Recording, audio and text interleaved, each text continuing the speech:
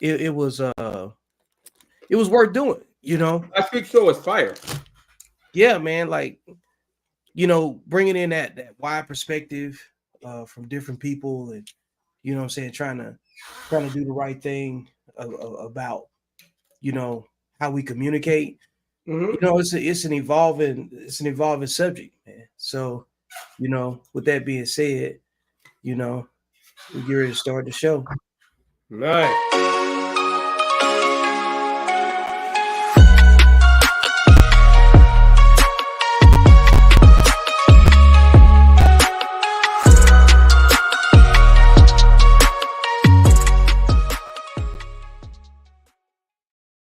Welcome to the Code Talk Evening Show, the Solutions Only podcast.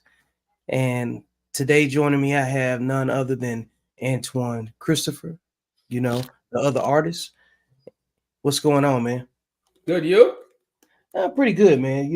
I was kind of struggling after, like we were saying before the show got underway, is that I was struggling with what's this week's topic, and I think that after that, like last week's topic where it just, kind of evolved, was kind of like free flowing, Yeah.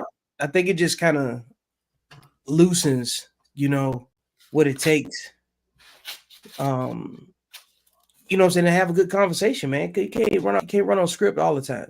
Last week was a great show. I found it was Yeah. great. Show. So my hesitation,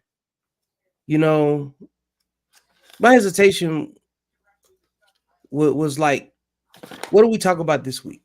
Not because we don't have anything to talk about, but like, how do you center the conversation? And then the reality was, like, I've been in meditation for a very long time about it, because sometimes, like, you feel like you're procrastinating, but you're not procrastinating.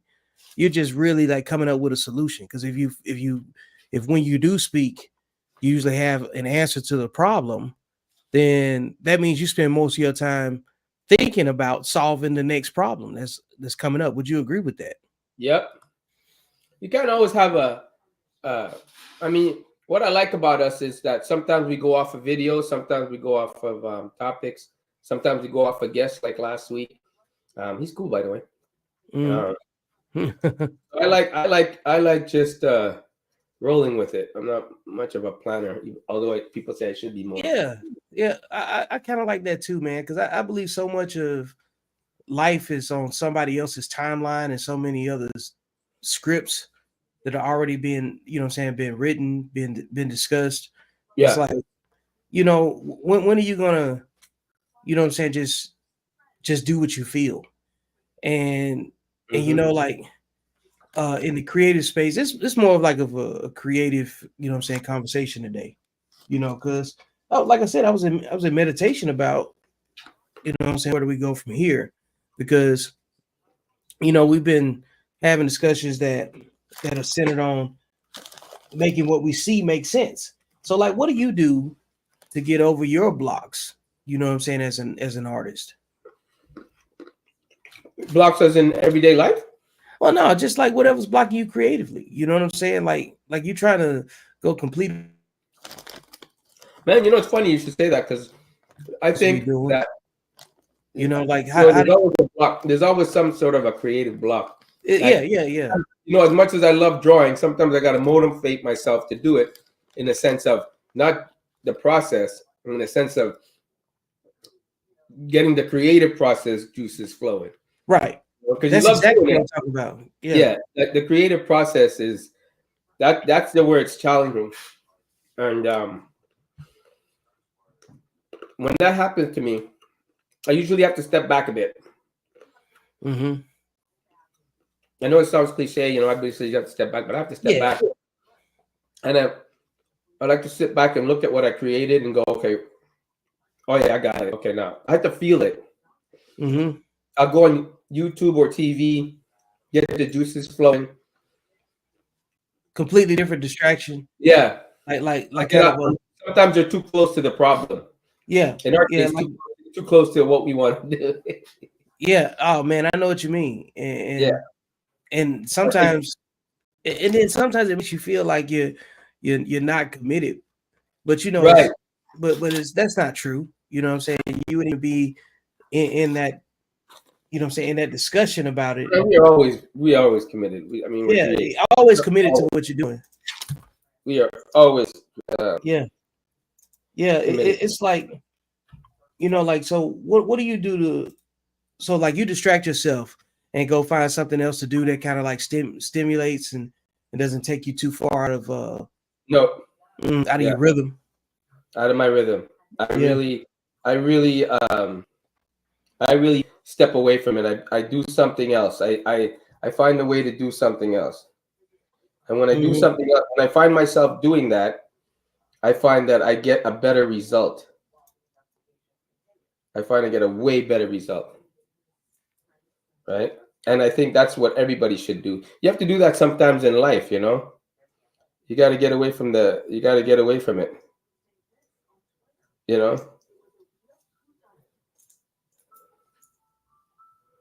You got to get away from it. You definitely got to get away from it, and that's kind of like, I've been thinking a lot about too, like how we could build a conversation on the part where you were talking about like how you stepped away from like looking at so much stuff on YouTube and Oh yeah, I did that. Yeah. like yeah, like you There's had to it's like too what corrupt now. yeah what did you do, like what did you see that triggered you to say, hey, you know what, man, I need to step back and look at what I'm consuming and then see how that's impacting, you know what I'm saying, me. I Like just what was the thing that kind of like got you? the hatred between the black man and black woman. Really? Yeah. Oh yeah, yeah. Oh yeah, the hatred on those channels, the Mm. peace and all that. You know, the hatred of just the sheer hatred of even in women in general. And that there was nothing. I know it makes you a lot of money and it's great talking points and all that, but the hatred I consumed, the hatred I consumed listening to It that. just got too toxic for you or something? Yeah, man. It was like I started to judge people more, walk around and look at people differently. And I was like, what the shit? Where's this coming from? I'm usually a nice, happy go lucky guy, but now I see myself, somebody could say something and oh, yeah, yeah, that's why you said it, And I was like, that's not healthy. What Yeah, I'm doing. Yeah. because like truthfully, man, I think you're a person with a very dynamic personality, Right. and I think it's impressive uh that you can say, you know what, I need to stop and reflect on what I'm consuming to see Yep. how it's altering things, and you That's know, exactly how it went. That's so exactly how it went. so It went. when you got to that point, there's a period of, you know what I'm saying, like I needed that you said to yourself, I need to meditate. I need to think about this in great detail, right? Is it helping me or is it destroying me? Yeah, like so It was like destroying me. mhm. It was You had to, destroying mentally. It was like it was more of a darker side brewing in me because you listen to something long enough, you believe the shit. And I believe that what's on social media today, and I'm gonna stick to only black men and black women because that's all I can really talk about. I all mean, right. there's some white shows I listen to, but they ain't nothing really up my alley Mhm. besides tech and all that shit. But anyways, and just the hatred going around. Like I mean, I already know the community's dead. I already know that, but just the overall hatred. The war will. It's like a massive, massive war, Yeah. and it's always the same cycle, same shit they talk about, just differently, but the same shit. Oh, they'll play skits that you probably wouldn't have even seen had you not had social media. That puts both parties in a bad light. You know, Yeah. um, I hate the whole toxic masculinity, high value man, the simp, the alphas. Yeah, I Yeah. hate all that shit. That I hate all that. that And was like nothing. None of them offer solution.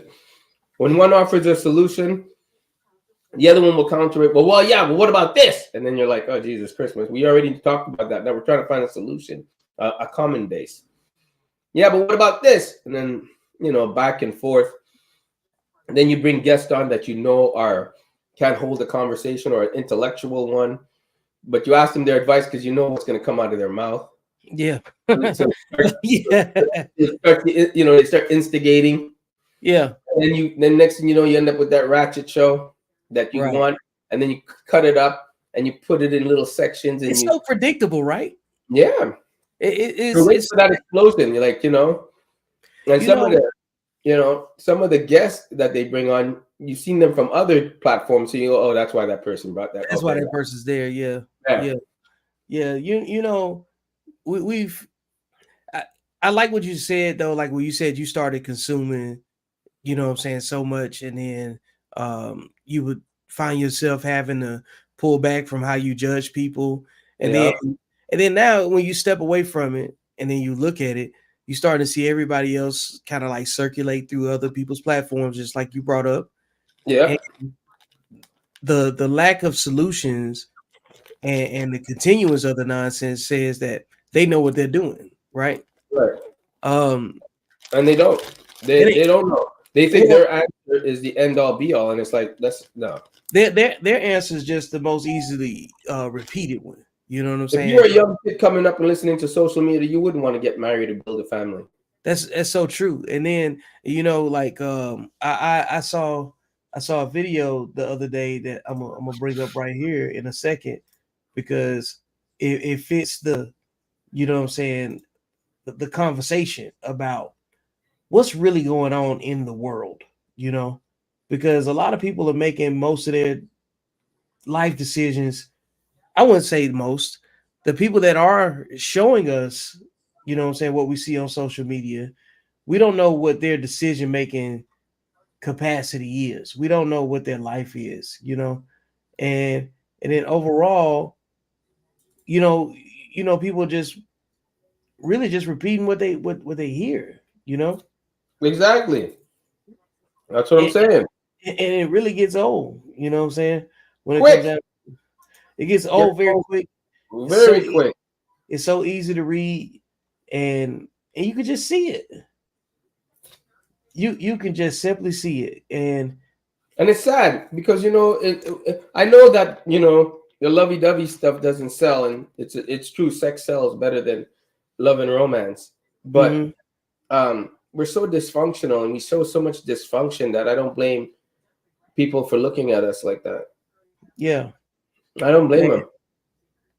I don't, because I look at them like that. yo, it's like who well so like what do we do next, right?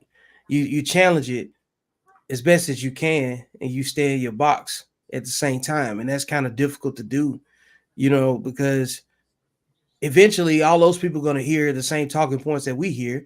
They're going to talk back and forth, and eventually, they're going to seek information outside of that conversation too. And then what happens is you get a lot of, like combative people, disagreeable people trying to debunk what they see happening in front of them, and Hmm. and so like you get a wave of people that just want to disagree with you. Some people call them haters, some people call them whatever, but really it's a community of people that need therapy. No, Like you're right. because I don't even think I can hold a conversation with any of those people. right. I just listen to them, and I'm like, how? First of all, you can't get a word in because they just keep over talking you. Lord have mercy. And then I don't understand why. And I get the host. I get the host doesn't doesn't interrupt because you want a good entertaining show so people click the views and Yeah, likes. you gotta let some I people. get it. I get that. So you deal, and because I always say you can mute that person if you're the host whenever you want. So they're letting them go off like that, right? I'll mute somebody real quick, Exactly. man. Hey, So I like know I you turn have the you off. power to do it, right? Yeah, I'm no computer expert, but I know you have the power. So when they start talking and I listen to the shit and I go, holy crap, you can let that go on and let them spew that shit like I let's just say if I was white listening to this shit, I would go, you guys are all fucked up. right, Because I right. think you're fucked up, Yeah, right? I think you're fucked up. yeah, yeah. If you think then we definitely have to go back and revisit, you know. And and the point is that, you know, people can find whatever they feel like. And I think social media is shown that. Like, you know, if somebody looked at your timeline right now, you know, they can tell what you into. They look at your search history, they can tell by the way you think. Yep. So what compels somebody to get up and go follow people that they don't like just to disagree with them? Like I used to like. I used Like to like. at what point is that not a mental illness? Like at what point is like Antoine doesn't agree with me or Victor doesn't agree with Antoine? Fine, accept it and move on. Not I don't like Antoine anymore because he won't agree with me, or Antoine doesn't like Vic because he don't like the way Vic said something. You know what I'm saying? Like, Right. yo, like at some point you just got to accept what it is. And I know how blunt I am, you know, but I do it with tact. But understand that the truth is always blunt. There's no acceptable delivery for a person that doesn't want to hear the truth. Right. And and for that, like I always have to meditate before I deliver something. You know what I'm saying? Because I prefer to function in reality. I prefer, you know what I'm saying, to be, you know what I'm saying, present. Like it's almost like if you're trying to simulate an environment around your emotions, you need to go to therapy. Yeah. You need to go talk to somebody. Because if you can get mad that somebody can't accept your reality as if everybody has to make you comfortable, at what point is that not a mental illness? Yeah. Yeah. Yeah, Yeah. like I mean, like seriously, like something that you know isn't gonna matter, but you let it upset you. Right. Instead, like if you can't solve it, why are you dwelling on it? And and if you're dwelling on it, hopefully you got something healthy to contribute, you know what I'm saying, to the bigger picture of it, But that you won't know. make money. You Because know. I just don't believe in That yeah, healing stuff won't make money. It's just no. to me like to just put down the modern family and just to put it down the modern family the way that people do is sad, right? I think it's Mhm. extremely and unforgivingly sad that you can put down the modern family like that and talk like that. And it's unfortunate because you look at it and you say like you want the community to grow, Mhm. yet you promote not coming together because that's all they're doing is promoting, not to come together, not to marry, not to there's no good women left out there, there's no good men out there. They That's all they're promoting, you know, and and both parties jump on board. Both parties jump on board to talk shit about each other, and they jump on board to say, they don't need one another. Meanwhile, like they literally know they don't want to be alone. Mhm. You know what I mean? They literally know they want to have something more to care for than the one in the mirror. They know this, but is it pride or ego that makes them not have the strength to say it? Yeah, Uh, it's pride or ego, I think. I think I think it's a mix of both. I don't think you get one without the other. You know, that's what I Right, wanted to say. Because when it comes down to it, like your ego is like ego is a uh terrible thing, boy. If it's well, not no. I want to give ego a break though, because everybody blames ego for everything, but everybody has ego. Okay, so this is my theory on it. This is why this show is like deep thoughts and meditations. This is about arresting, you know what I'm saying, like the different versions of you, right? Just like you got the painter that's Antoine, you got the brother that Antoine is, you know what I'm saying, to his siblings, the son that Antoine is. You feel me? So right, like what my thought is that ego is like the untrained version of you. You have because you right, always have to keep your ego in check, right?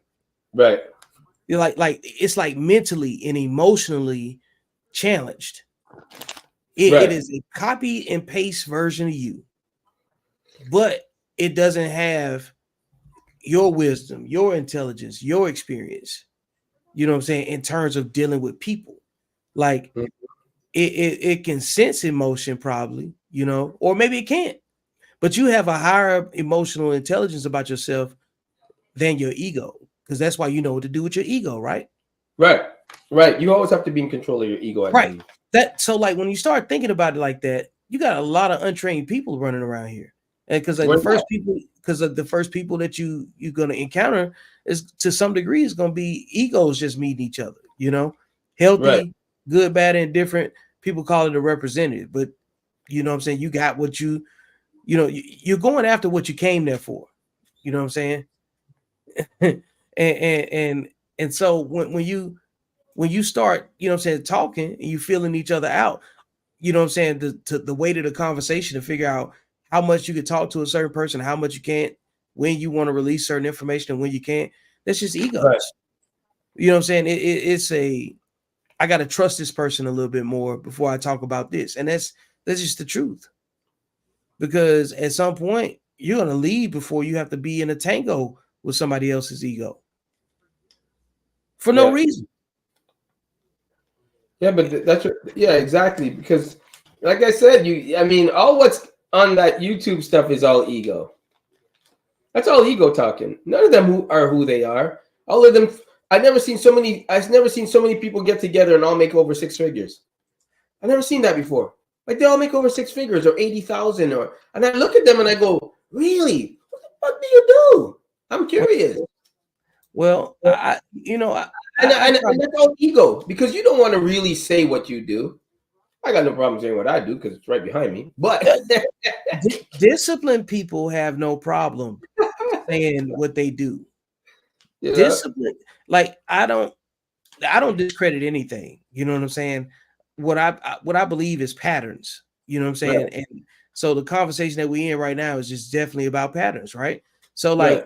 like, um, for instance, did you, man, like did you see um where the dude from Fresh and Fit, right? Oh Lord. I don't even bring up other people's podcasts like that, but We had to bring up Fresh and Fit because that one is see, it just got busted. He's a joke. I told you yeah. Fresh. From the beginning, I said from the beginning, Fresh and Myron are jokes. And when I say jokes, they talk a lot of shit, but at the end of the day, they do exactly what they say, tell people not to do. And one just got busted. One Yeah. just became a baby daddy. Yep. Right? And then Myron does his flip to try to save the podcast. Yep.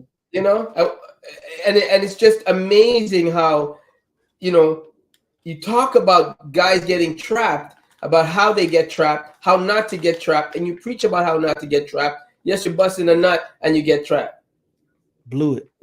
Just and blew it. you're tapping the girls that you guys preach not to tap. And what Weird. I don't like about them, they bring on the garbage that they sleep with. It's really weird to me. You know what I'm How do you saying? bring on garbage that you sleep with? Like how? At the end of Yeah. the day, you brought on garbage that you sleep with. It's extremely contradictory. You know what I'm saying? And I'm It's looking at you going like, you got to be kidding me. right, man. And the thing is, man, it's like, how do you rebound from that? You don't. There's nothing you could say moving You forward to you, you don't you just don't there's think you can? nothing he could say. There's nothing he could say moving. Everybody that he brings on the show in the past dealt with baby mama issues, OnlyFans, the high life, high value man. And what do? You go and become a baby daddy. The same thing you're preaching to these women, how they will end up. You become one.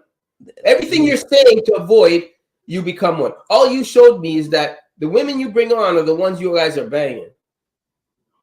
Hmm. Yeah. It And that's was embarrassing. But although typical, it's just embarrassing, man. embarrassing. Boys, that I was at one point I was laughing, and then I said to myself, "You gotta be kidding me, dude! You You gotta be actually went kidding me. out." I looked at the girl and I was like, "You actually thought that was hot enough to nut in. Like the girl has no morals or no values. If you know, and I'm gonna say it. Myron came out to defend him, calling her this, calling her that, saying she's a prostitute. So don't tell me Fresh didn't know all this about her while he was dating her. Yeah, don't And bring then it up while now. he was dating her, he was hitting it raw. So how do you expect for it not to get pregnant? Sorry, my disrespect. How do you expect her not to get pregnant if you hitting it raw? So if you knew all this information before and you were going around town, yes, you going around town flashing her and saying how gorgeous she is. Man, no. It's yeah, like that's what I'm saying. At this point, when you're making mistakes like that, right? And you know that the stakes are already high. Yep. Like, at what point are we not to question, you know what I'm saying, somebody's ability to make, you know what I'm saying, a decision that makes sense. It Yep. protects the brand, you know what I'm saying? Because like you're an artist. You're not, it's not like it was when you were young and trying to figure out what your signature is, what your, you know what I'm saying, what your paint delivery looks like, you know what I'm saying, like Right. your presentation, because you know that you can draw. Right. It's a big difference in drawing and painting, but you have to have the concept of both. Would you agree with that? Yes. Yes. Okay. They go hand in hand. Because there's a big difference between interpreting and translating. Yep. Like translating, like you speak French, like Yep. you can Don't say repeat that what too loud. They might call me gay out there. yeah, like look, hey man, you know, don't do that. don't even invite that into your space, man. You know what I'm saying? But when you think about like interpretation versus translation, like what you're saying and what they hear is something different. Right. When you think about what you do and what space you're in, the networks that you're a part of, and how it helps other people that's around you, you don't put yourself in disadvantaged positions intentionally, because Yeah. the stakes are too high. And that right there is like, man, I might bring up a few terms that, you know what I'm saying, that have become buzzwords and stuff It's before, okay. Let's but do it. Let's do it. like, Let's go in. I want to go in. Let's go in. yeah, because like whatever, like, because you brought up earlier about high value man, right? What? Like high value man in general is really about a disciplined man that picks his battles and doesn't do anything to misrepresent himself. This is about Right. the character of what makes a person a good human being, right? A trustworthy human being. Like, can you be high value if you're not trustworthy? Can you be an untrustworthy person that's high value? No. Like, No. it's not even a thought, right? There's no thought in that. No. Makes you But valuable high value to is me. about you being trustworthy. Yeah, but high value to me. Okay. I know that Kevin Samuel popularized it because it was already out there, which is true. But high value to me, the main compartment is money. Yes, you can break it down into being recognized by your peers, being acknowledged. You have something that somebody else wants. You can break down the high value saying and all that sort of shit. But at the end of the day, it's money. All right. And, you know, and I want to make it clear on Fresh and Fit, I'm going to make it clear.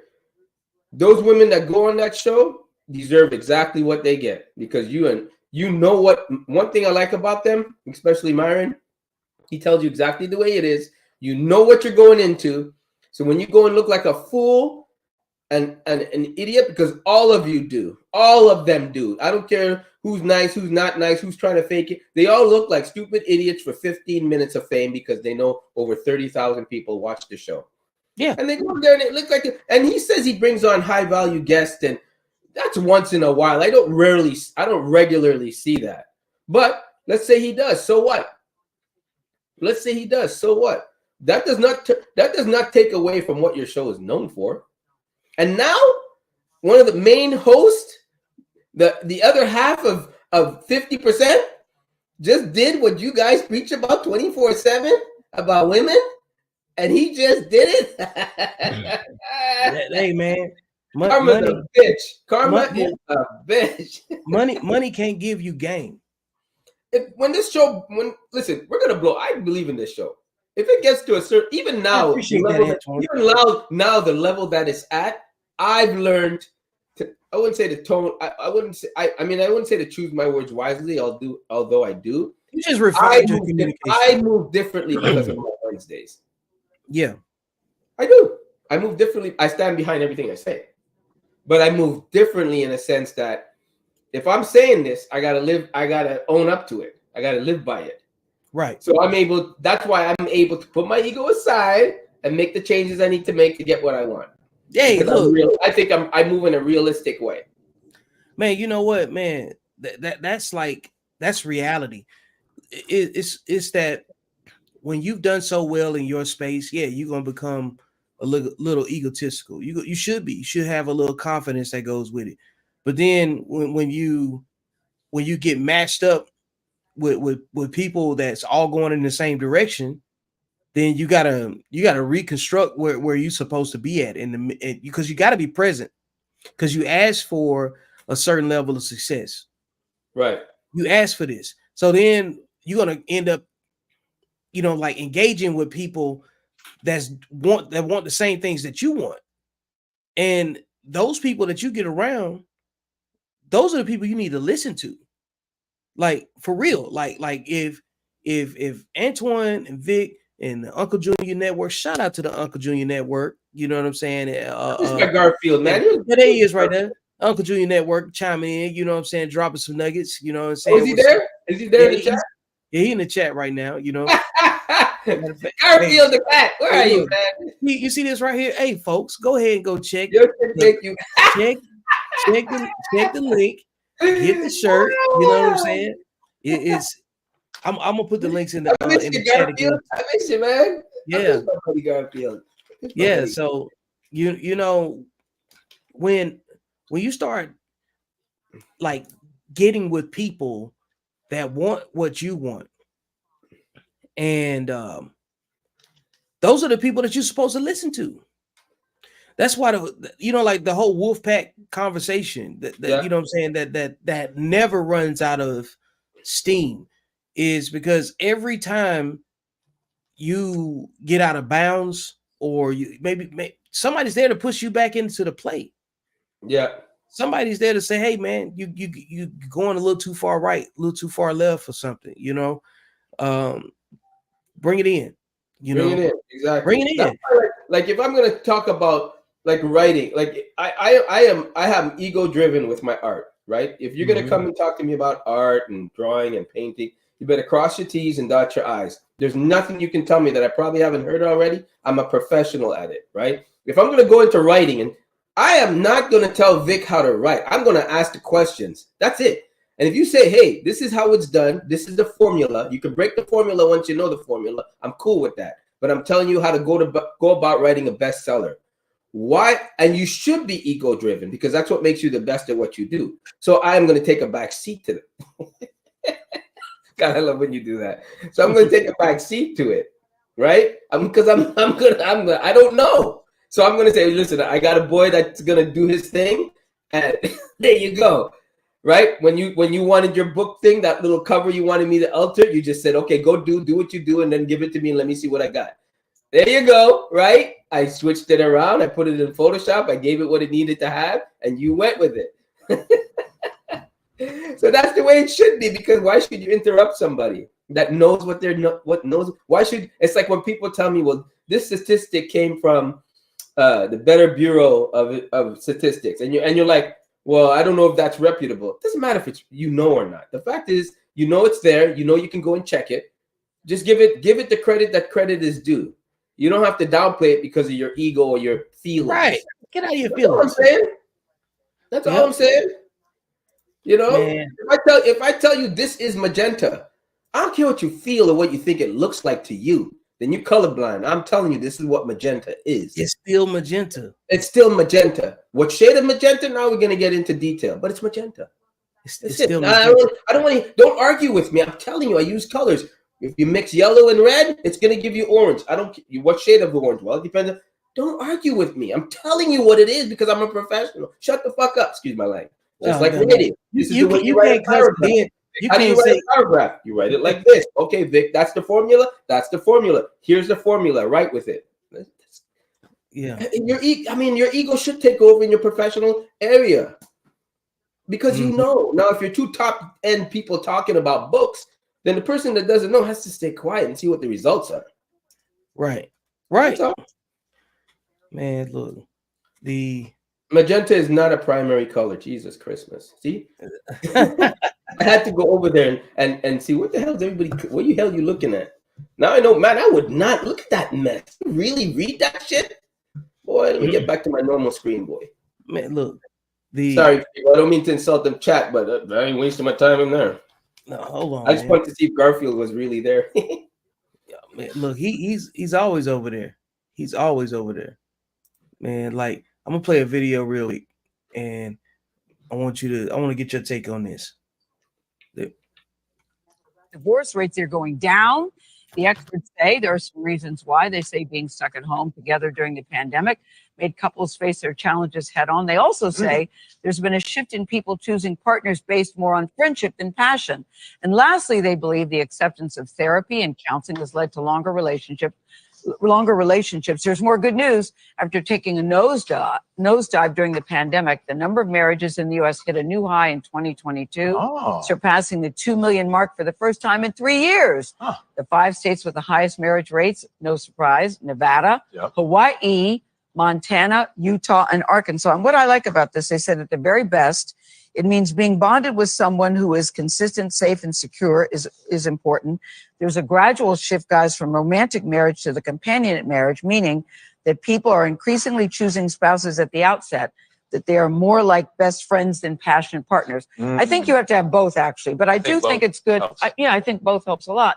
But I do think it's good to choose somebody that you can feel you can be friends with in the long run. Finding your best friend. Yes, right? yes. Because at some point, that passion, it may disappear for a while, but as long as you got your best friend, you can work your way through it. Yeah, I've heard people say, doesn't everybody marry their best friend? I don't think that that's true. Oh, Do you?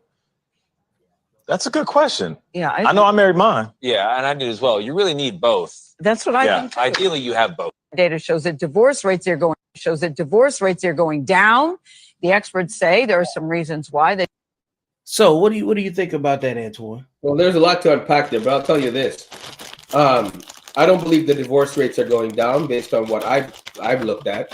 And I think that was just a talking point for Gail to encourage people to get to think marriages are happening when they're not. And I think that they kept it on the black man and the black woman to encourage us to, hey, maybe we should get married. So, because that's all I seen them flicking back. Once in a while, the little token white guy showed up to scramble his thoughts. But I think that, and I'll say that out, I think that, listen, I keep saying it, man. As a single man, I can tell you, I don't know why anybody would want to be effing alone. Like, why? Like, for me, it's like, and I think your wife should be your best friend. Best friend as in the one that knows you best, the one you can turn to, the one you could cry in front of, the one that picks you up when you're down, the one that is going to be there should your parents ever go. When your parents go, eventually life goes, life happens. The one that knows your intimate thoughts, the one that knows you best physically. Who wouldn't want that in life? There's such a reward knowing that someone's loving you at home and waiting for you. I can't understand why, for the life of me, and people call you a simp for me because I'm speaking on it like this, and I really don't give a shit because I'm an artist. We wear our feelings on our sleeve. We're expressive. So F you. But anyways, why Look at you censoring yourself. Why women think that they can get along without a man when they're the ones who innately promote, want, and through the history of time want romance and to be wined and dined and taken care of. I mean, and then to say in the modern day time, you know what changed? You know what? Yeah, the modern day time, you know what's good about the modern day time? They made prostitution legal. So now it's visual. You got it on OnlyFans, you got it on Facebook now. You got those ads popping up. Modern day times, all it did was bring out the hoe in women, right? That's all it did. Really? It allowed you to justify your hoism, right? But it did. Like, that's what it did. The modern day allowed women to justify their hoism, right? They have a way to say it's okay through OnlyFans, because they don't need your spouse, to tell them they're beautiful. They can go online and get 12,000 people to say it, and I keep saying that, right? So if you have a solid relationship, one that deals with just you and her, she's going to know how to conduct herself online, and she's going to know that every time she conducts her online, she talks about who she's with and who keeps her in line, and he's going to talk about who keeps him in line. And why you wouldn't want that? Yeah, is beyond me as a family. As a family, like, I can't understand why people talk of that.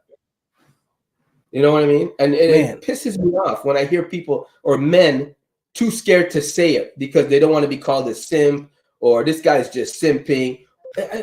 What is that word? Because if you really want to see him a simp, you can be a keyboard warrior and say it all day long typing it. But you're not going to say that to the man's face, because it's going to be problems. You know that. So it's easy to say it online, but I don't have a problem saying it. There's no way in hell do I want to be the rich guy in the park feeding the fucking pigeons. You're crazy. You're crazy. Yeah. And I want to, like my father said, I want to go before your mother, because there's no way I want to live the rest of my life missing her. Are you crazy? Like, that would be nuts to him. Why? I'm hoping I go first. I'm hoping I would go first, because I didn't want to miss you. I'm going to be hurting all night long waiting for my turn. You got to be out of your mind. You got to be out of your mind. I don't care. I'll say it out loud and I'll defend that. And if people could come online and actually tell me why, I want to hear some legit reasons why you think you would be happy alone. Because you can only beat it for so long with a porn. So you got to talk to me. I need to know, because eventually you're going to need to be touched. Right? Yeah. And eventually you ain't going to be able to get anybody. You ain't. You're going to be that one you're going to be that guy, that old man dribbling on yourself in a wheelchair. So yeah, I want to know. With no memories. With no memories. You're not going to have zero memories because you didn't hook up with anybody to make them. Man, you know what?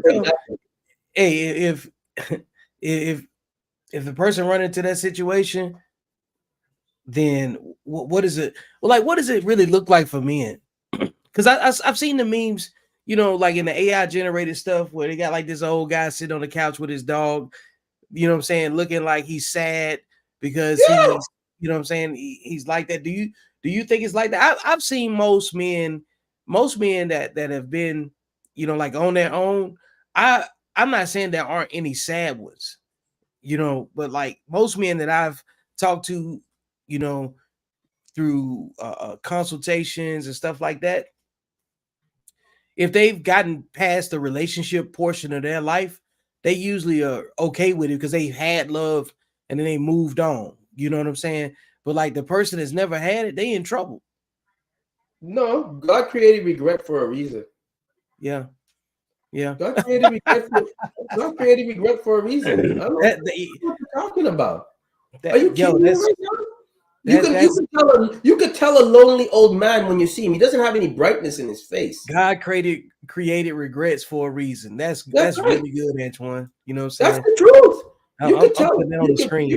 You could tell an old man that hasn't lived a happy life. You can tell. They don't exactly have a glow about them. And they're not dying to tell their story because there's no story to tell. Man, and you look at them and go, how come you don't have kids? Why did you have kids? You're such a wise old man. Why did you have kids? How come? You know what? I just never found the right one. Oh, no, you did. You just didn't want her at the time because you had so many options and you were going about your life and you didn't care and everybody was this and everybody was that. No, everybody you were meeting were like that. Hey. When girls tell me, oh, men are like this, men are like, no, those are the ones you're attracting. Yeah. That has nothing to do with me because I'm right here. Yeah. Man, check this, right? I'm going to play this video while you're up here. No 401k, not even enough to cover an emergency. She sold her home. and with 2 other women bought a smaller one, living together to save money. How has that been? Well, it's been a matter of life and death. Roughly half of all Americans ages 55 to 66 have nothing saved for retirement. O'Connor knew she'd be in that group, adopting and raising 3 children as a single mom. I have a live for now philosophy, I guess. How's that serving you now? Oh, it's horrible. What did you think you'd be doing at 66? Oh, I would hope to be retired. And what are you doing at 66? Fair use. I'm working Fair use. my butt off. No savings, no 401k, not even enough to cover an emergency. She sold her home, and with 2 other women bought a smaller one, living together to save money. Look, man.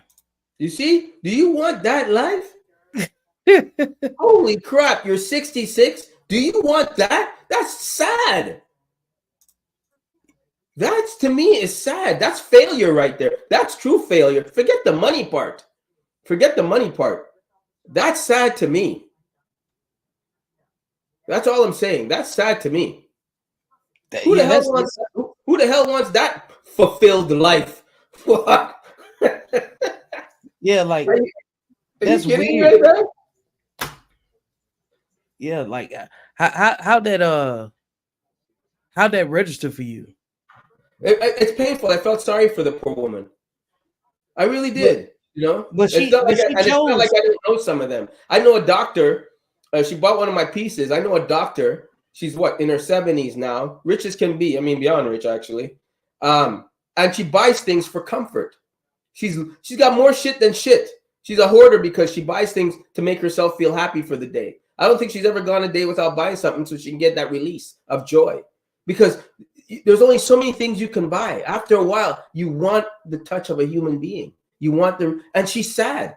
And believe me, she's gotten a few awards for her being the doctor and all that. She's done it all. She's had a husband, she's had the divorce, and she has her kids, she has her grandkids. But you know what? At the end of the day, she's alone because she couldn't do it right. Her husband went off and got married. Her kids visit her, but it's not like, you know, the kids got their own lives going on now. But she's alone. And why would you want that? Whew. I don't know what you're talking about. Yeah, that's a rough space to be You know? in, especially when you don't want to be there. I think that's the most important thing. Like, do you want to be where you are? You know, some people are right where they want to be, and that's cool too. Because but as long as you're not being a burden to somebody else. But like going back to that lady though, that story, you know what I'm saying? Yeah, it may sound sad and stuff, but you got to listen to what the part where she was a single mother that adopted 3 kids. Like she was never like she went and adopted 3 kids. Yeah. And obviously whatever relationship status she got with her kids, it ain't good enough to keep her from having to go bunk up with, you know what I'm saying, some other women. Kids aren't the solution. Kids aren't the solution. They're not the solution. Children Kids are have not a their own retirement plan.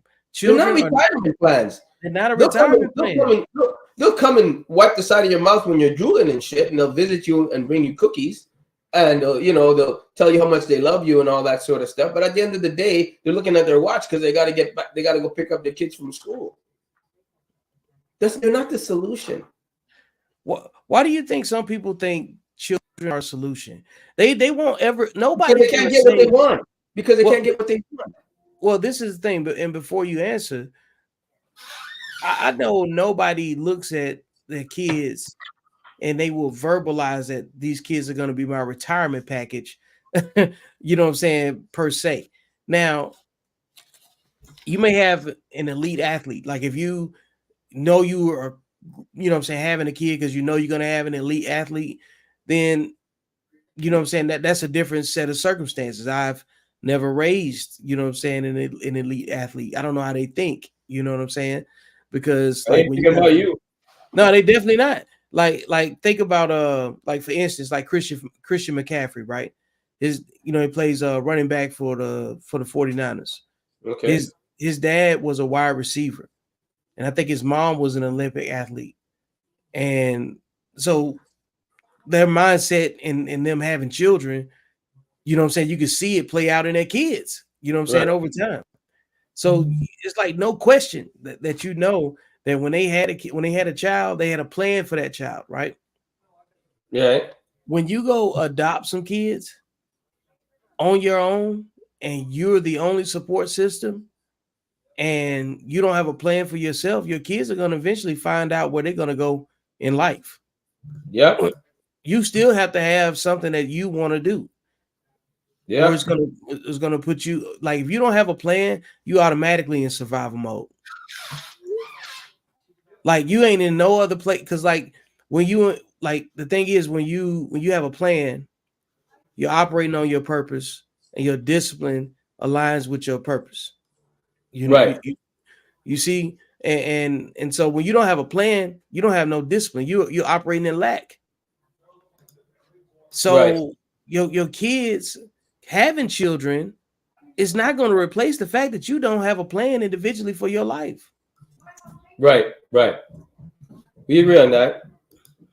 Yeah, like you can't man, you can't count on nobody.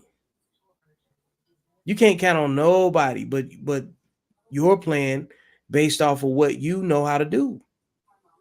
But I don't even think you should burden your kids with that. No, it's not your children's assignment. Yeah, I don't even think you should burden your kids with that. No. You know, they take care of us. We take care of us coming up. We take care of them going out, and I don't think that's their job to put your life on them. I think you lived your life. Let them live theirs. Of course, they're going to do the right things. They're your kids. Of course, they're going to do the right things, and they should. Unless you were a bad parent and you didn't deserve it, that's on you. But for the sake of this conversation, let's say you were a good parent. Your kids are going to automatically take care of you. You're going to have everything. You don't have to worry about that. They're going to come visit you. You're going to see the grandkids. You're going to live a fulfilled life. But if you didn't live a life like that, you lived with the mindset, I don't need no man. I do bad all by myself. And you end up alone. Even if you're successful and you end up alone, that is sad. I'm sorry. Is there those women or those men that can do it, like the introverts? Yes. But you stand out amongst the many. I'll tell you that, right? You stand out amongst the many as odd because you don't need nobody but yourself. You live inside your own little head. But that's rare. But the average person wants to. If you look anywhere, people are out having dinner and going clubbing and going into events and the meetup groups. Look how many social apps there are. I mean, doesn't that tell you that people want to be with people? It's got to tell you something. It definitely got to tell you something. It tells me a lot. It tells me a lot. And I'm telling you from a single guy. I'm telling you there's only so much sex you can have before you want her to stay. Yeah. I'm telling you. As a single guy, there's only so much. After a while, you don't want to become numb to it. You don't want to become numb to it. You could become numb to sex. It's just like you could, because there's no rhetorical feeling back and forth. There's nothing happening, and then it becomes an act, and it becomes, do I want to go out and see her tonight? Do I want to sit in front of her for dinner? Do I want to get all right, you know? But to have that woman and discover something new with her every day and grow with her, you grow old together, you see the new wrinkles, but you look at her through the eyes that you fell in love with her, and that's why it keeps you together with her. You know, the shell gets old, but the heart beats the same way. The heart is, if you fall in love with the heart, it lasts a lot longer than the looks. So you won't have nothing to worry about later on when you get old. That's how I see it. I don't know what these women are, 6 foot 6 figures. I'm like, you better pray you capture his heart, because he will trade you in like a new car. If you can't sit in silence and chill with your significant other, you need to go to therapy. If they, you know what I'm saying, that's for both people. You know what I'm saying? Like you should be able to like be yourself, meditate, think, you know what I'm saying, and solve your own issues with the Right. person, not asking them to solve them, but they shouldn't be an additional burden. You know what I'm saying, to your own internal burdens. You know what I'm saying? You got things that you're trying to overcome all the time. You know what I'm saying? You got something that you know you need to get better at. But what you don't need is a person that makes you worse at Yeah. what you do. The only thing that puts a man in a better position than a woman is he has a longer expiry date. That's all. You think so? Well, yeah, that's all. We have a longer expiry date. We do. And the more money we have, the longer we can stretch it, right? Yeah, I thought. You ain't gonna see a 7-year-old going for a 7-year-old. Ain't gonna happen. You're just talking about in terms of like we have a longer expiry date, even socially. Socially speaking. Socially, I mean, financially. They live longer than us. I think they live longer than us. I don't think they live longer. Shit, with the obesity that these women are pulling in, coming in like, woo, they ain't living shit. They ain't living shit. They're keeling over. If we don't get them, the diabetes will. You see the size of some of them ankles? Man, you see the size of some of them ankles, boy? You are crazy. You are crazy. I'm about to do a quick. I want to find out who lives longer, men or women. And They'll say women. Search it live. They'll say women, but I don't believe in modern day time. Men or women. We're finna find out. Boom. As of 2021, the latest year with federal data available, life expectancy amongst U.S. men was 73.5 compared to women who lived to 79.3. Yeah, because they talk our ear to death. Across the world, women tend to live longer than men for a variety of reasons, some biological, such as hormonal differences, and some behavioral. There you go. So, like, because they talk us to death, they always unleash shit on us. I always felt like women did live longer than us. You know what I'm saying? Like, it's because, like, you could just these are observable reasons. They don't do the same things that we do. We break down our body, bro. Yeah, man. Look, we do stuff on purpose. We break down our body. Look, we play football. We play everything that's physical. We're offline. Yeah. We're offshore. We're offshore drilling in oil. You don't think once that oil seeps into your body? Underwater. Last time I checked, they don't work the coal mines either. Wait, I take that back. They're in the office. Sorry, somebody's got to do the paperwork. But they ain't going down in no cave. Of course, the jobs we have are physical. That coal sips into your nose. The jobs we do that are manual labor, electricity, all this radiation that we take on because you guys are home cooking. That's why you live longer than us. But flip the roles. You didn't build society. We did. You didn't, and that's a fact. So of course we're gonna die earlier. We abuse our body more than you, right? And if you're lucky, you'll find a good man that's willing to do that for you. Yeah, that's all I'm saying. Like I think the risk factor is significantly different for men in terms of, you know, like what you subject yourself to, because like really. Did you even live if you didn't create anything as a man? Nope. Well, create in what sense though? Because that's no, just any, like when I say create, I mean like did you leave something for other people to learn from? Well, that's the legacy.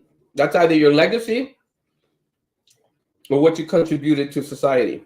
Yeah, that's all. That's what I'm saying. Like anything legacy driven is centered on creation. You know, I always have like my little buzzwords, my positive affirmations. Like, you know, when you see that create that's always in the background, in my room, well, in my little office, wherever I'm talking from right now, like everything starts with a thought, and the work manifests the thought, and then that whole mixture of effort and thought is creation. You know what I'm saying? Stuff gets, you know what I'm saying, discarded. Some things get picked up. Some things are created out of, you know what I'm saying, the circumstance and whatever it is. So like if you lived your whole life, like if you take kids out of it, you still supposed to be a legend. Like if you're not, as a man, why are you not living like some sort of legend? If you got a skill and a talent and something to do, like you should be. I think you don't become a legend unless you create a legend, and it's got to be its own thing. But Vic, that's why I always say a man should live finding, if not finding, building, if not building, moving forward on his purpose. And when I say purpose, I mean whatever he finds that he does the best and he's good at, he should pursue that. That's his legacy right there. You know what I mean? I'm only remembered by my last painting. That's it. I mean, the legacy I have, great. But the only thing my kids are, should I be blessed with them, happen is they're going to say, my dad was a great artist. Look at this. This was his paintings. I mean, and women should have their own legacy. I believe women should have their own legacy too. They bred such a great family. Like, look at the Serena Williams, what her mother, gave birth to. Her legacy is right there. I mean, not everybody could say that, but women have a purpose to live too, and they should have something left behind. And that's why when you tell me that they don't need a man and they want to be alone, and that shit gets dried up, I'm like, really? Like, you have the power to give something birth, and you want it to just like, you just want to say no to it, like, and that's what you were bred to do. That's what you were made to do. Like, man, look, that's right up there with me knowing that I'm the best artist and I don't draw. Holy shit! I can't even see a life without color. I don't even see a life without color. Yeah, at some point you have to act in the purpose of what you are, you know what I'm saying, consuming. Yeah.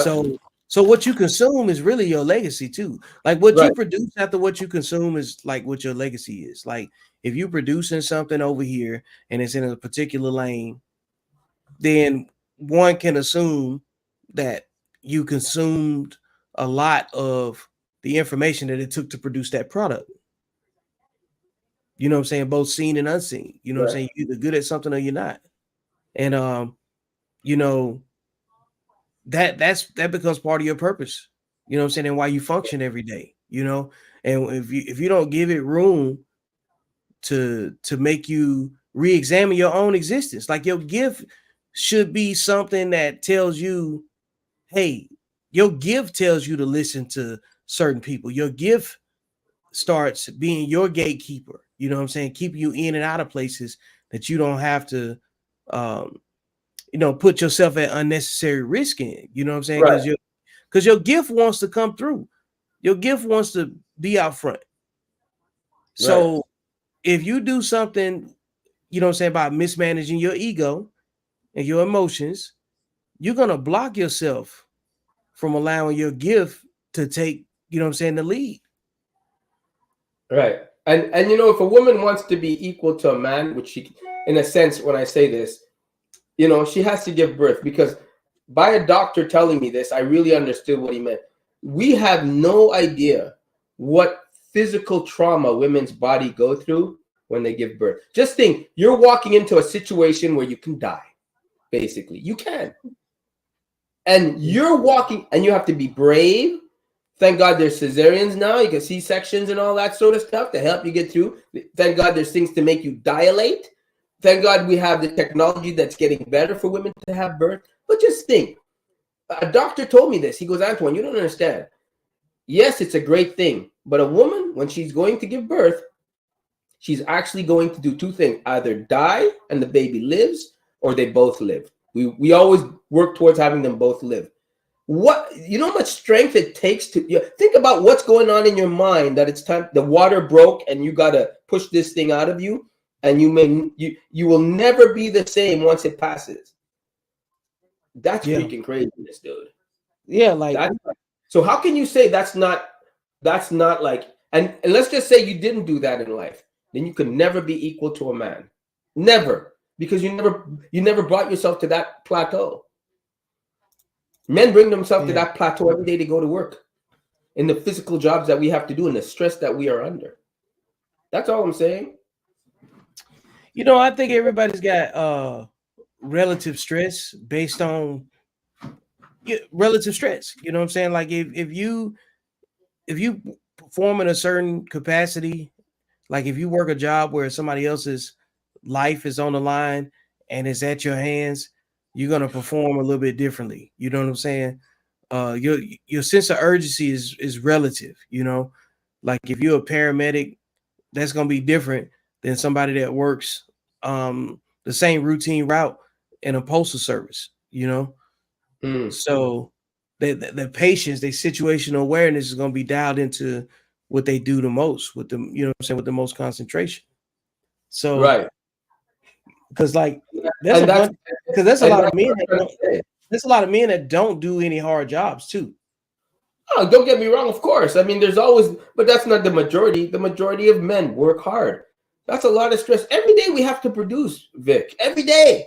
Imagine every day. Even when your days off, you have to produce. If you on your days off, you're cutting the grass. On your day off, you're fixing something. Every day. Every day you gotta do something. So and I understand what you're saying. There's a task at hand. Now I want to clarify, because when I said, you know, like when you said men that are performing these day-to-day tasks as you described, we're talking about disciplined and accountable men. Yeah. Oh, wait, That yeah, when I talk about there's some men that don't have hard jobs, I'm talking about the guys that know they can do something better to change their situation, but complain, and they Yeah. still have all they have to do is take on a different challenge to get what they want. You know what I'm saying? Like put themselves under some sort of pressure, because Yeah, I the call those reality, men losers though. yeah, When men tell me they don't most produce, when men don't re- produce, I call them losers. yeah, some men just reproduce. Yeah. You know, well, in that case, I blame the woman because they can't reproduce because in that case, reproduce because of a woman. They don't reproduce on their own. Those ones are losers. I'm not talking Yeah. about those. And remember, I told you last week, I don't give a woman fault if she's a simple woman making a simple job. She knows how fine she is, and she's waiting for that hot guy to come along. That's who she's entertaining. I don't blame her 100. You want to cash in with your skills, and if you were born with looks, you should get the highest quality man with those looks. But you got to move properly. I'm not Yeah. saying don't give that average guy a shot, but you got to Mhm. go for the Yeah. right. The more money I would love to say I make if I was younger, the hotter, the finer the woman, right? Mm-hmm. But I'm realistic now, and I say, okay, this is the age I'm at now. I'm looking to get kids.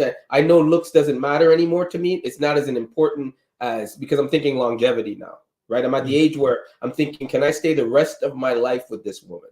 So are we compatible in all the areas that are important to her and me? So my mindset changed. If you would have asked me, 3 years ago when I was on this podcast, right? It's been 3 years. Yeah, You would have between this asked, and the elevated okay, dialogue. if you would have asked me back then, I was hot into looks, right? Because I had some nice ones and I was hot into looks. That's why I never got married, and I was hot and I was chasing my career, all looks. But now my career is on its way and I'm doing it and I'm pursuing it. And I go, okay, Antoine, you know what?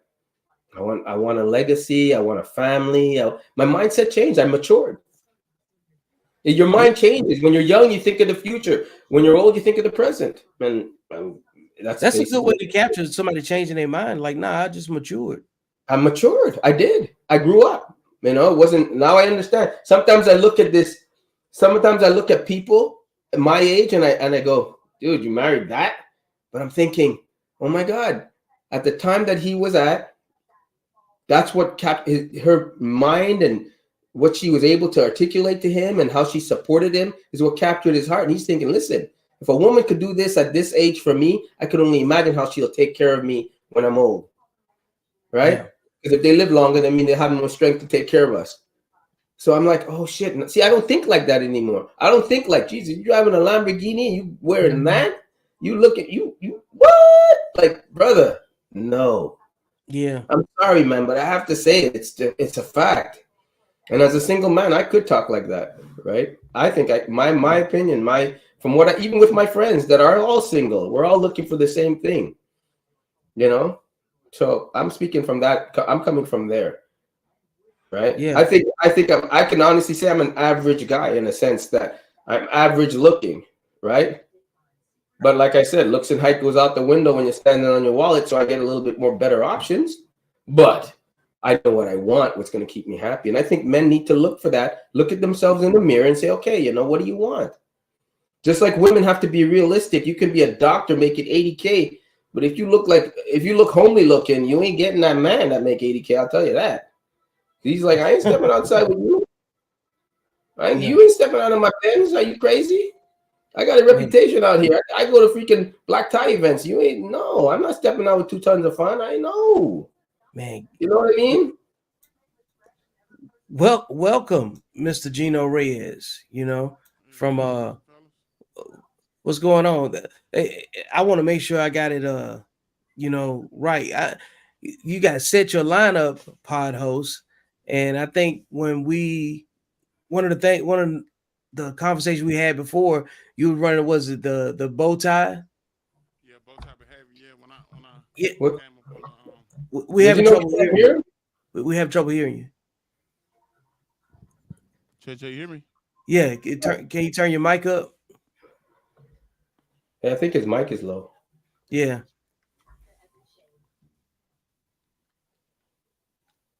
Yeah.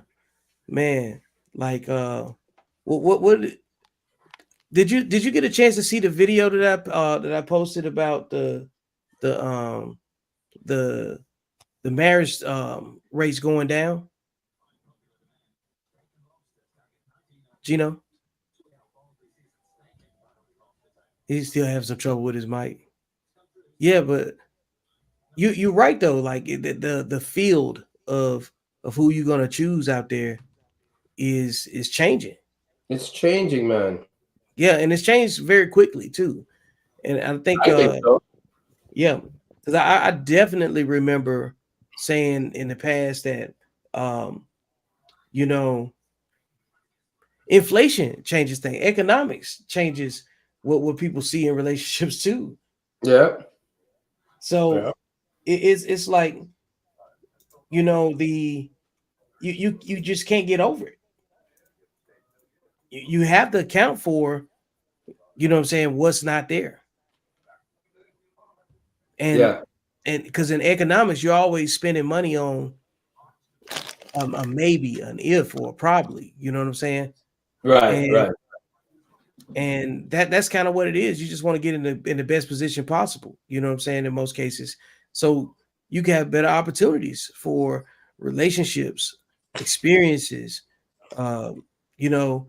But Vic, that's why I tell men, put themselves in the best possible position to have the best pickings that they can get, right? You have to work hard. Like I said, don't do what I did. Lift your head up and smell the roses. But if you want that lifestyle, you have to work hard, but put yourself in the best possible position to get the exact people you want in your life. Get a good wolf pack. You know what I mean? Like, you have to, man.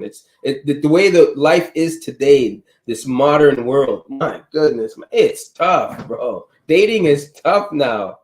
It's not like before, you know. Dating is tough now. You know what I mean?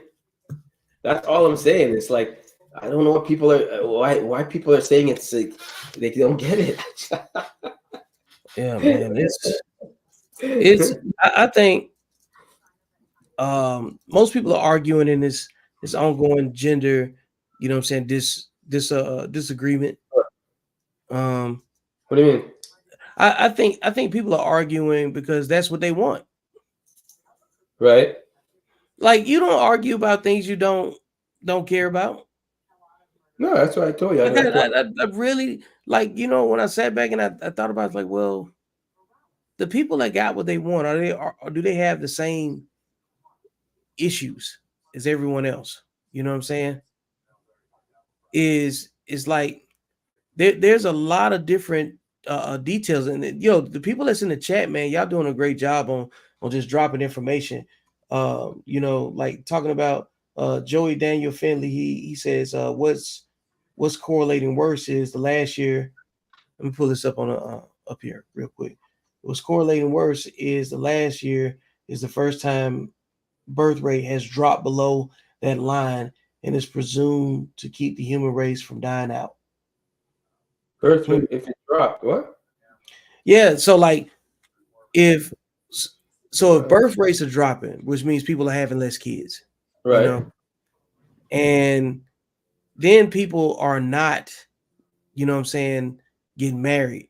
Also, there's like a combo effect when you start to look at it. You know, when you start to look at it that way, it's like it's like, yo, so what's real?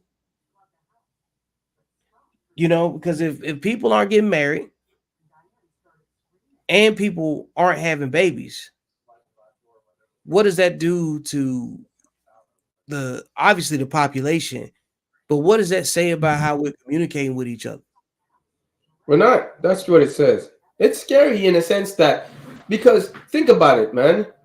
I told you the hatred runs so deep in the black community. The hatred runs. I mean, I'm listening to this shit, and the hatred runs so deep. I don't even want to be a part of that, right? And if the birth rate drops, humanity drops. You know, believe it or not, companies will go out of business because that's all they cater to. And there's only so many strollers you can buy, and people are exchanging strollers now. I mean, the economy is changing, right? The economy is definitely changing, and I can't understand it for the life of me why people are making it so difficult to come together. I get it. You want the 6 foot, 6 figure, but you got to look at things differently now. You got to drop your ego, put it aside, and don't care about what everybody else. And it's another thing. When I was younger, I used to care about what other people thought about the woman that was on my arm. Everybody thought that. You want the hot girl. You want to be like, man, look at him. He's got her. You wanted that shit. But that gets old fast at a certain age. Then you grow up and you're like, okay, I got to get serious. When am I going to get married? Like, what do I want from? I mean, it goes in stages. And today, I don't know. Today, people, they're all chasing the bag and nobody's concentrating on producing lives. And sharing their life. It's like they became greedy, you know? Yeah. And I don't think that's right. I'm not telling any man to be like that. Gino, you ready to go now? Can y'all hear me? Yeah, we got you. What's up, brother? Oh, okay. I'm not getting my sound out the right spot, but we're good to go. What's up, man? Yeah. About time you got on here. Yeah, man. I'm a big fan though, avid watcher. Man, But appreciate that, man. yeah. But I think, I mean, like you said, S1 said that the economy would take a hit. But imagine what the economy would do if people still kept having babies, but they remained unmarried, or the people that were married remain getting a divorce. You could sell 2 houses. You could sell 2 apartments. You can you can you can sell 2 refrigerators, 2 microwaves, 2 king size beds. Imagine if a lot more people got married and became one home. Imagine Alabama Power, where I'm at. They wouldn't. They would. Their money wouldn't come in like it is with people being single and separated. So that's why I think the government, or just you think it's a scripted plan to yes, keep people for economic reason? very much so. Yeah. Very much so. Imagine if polygamy was really a thing, became a trend, and you got 2 families, you got 2 women and a man and children all under one roof. So that's 3 apartments that's turned to one home. That's 3 residences turned to one home. That would really drive the economy crazy. That's a radical thought, but Yeah, but I think if you're a single, listen, the statistics are out how your kid will turn out when you raised by a single mother. It ain't good. It ain't good. That's statistic. It is not good. So they're gonna end up where they end up anyways. That still doesn't produce a healthy nuclear family. It still doesn't propel the world because they still end up where they end up. I mean, That's facts, all. but yeah, facts, but it would do what was good for the economy in the country. I think I you, wouldn't I say it was, think you're talking about economically only right yeah, now. You're not talking about anything else. You're just talking about the numbers. yeah, just the numbers. And the numbers wouldn't be there because he wouldn't end up in the right places to spend the money. They What wouldn't are you end up in the saying? right place to spend the money. They'd be in jail. They'd be in trouble. They'd be doing something that's not conducive to life. Okay. The money wouldn't be there because the living arrangements would be different. I'm saying if the living arrangements were, why wouldn't the government, why wouldn't society push single homes and push marriages to break apart? Because it would cause an economic increase. To break Correct? apart? Wait, Yeah. together. So do you think society pushes marriages to stay together, or they push Yes, marriages to break up? yes. I think society pushes marriages to stay together. Absolutely. I think we Where? make the. What do you mean where? They I don't. mean, You don't see a commercial saying live apart. You don't see commercials not advertising a nuclear family. You don't see commercials promoting the baby mama shit. You don't see that. That's you see social media. You don't every see that. television show, you see it. Where? What show? What show do you watch? All in the Family? What are we talking? I mean, every movie you see it. Every Like Tyler what Perry movie? movie you see it. No, wait. Are you talking Black Community? Yeah. Oh shit, man! Well, You know the baby yeah. mama raised the Black community. They breed. They breed Like with. They breed with the Pookies and the Ray Rays. Who the hell wants that shit? They should be so, alone. Are you so kidding me But right now? the commercials you do see are pushing more not Single parent. I heterosexual agree with you on that. No, I agree. heterosexual couples together. No. I agree with you on that. When you see a commercial with a mother and her child, and you never see and especially if they're Black, you never see the father around. You never see the father around. That's a fact, all right? The commercials are always Right. talking about good life, investment, and all this, and getting your life together. There's never the father around. It's always the mother with the daughter or the son, right? If the commercials talk about the depression and all that, you always see the mother at the baseball game clapping by herself to help her with her depression. There ain't no father around. I agree with you on that. I 100% in the Black community. I agree with you on that. They push that shit, right? But I don't believe that's generally speaking, because we only make up what 15% of the world. well, this is what I was going to say though.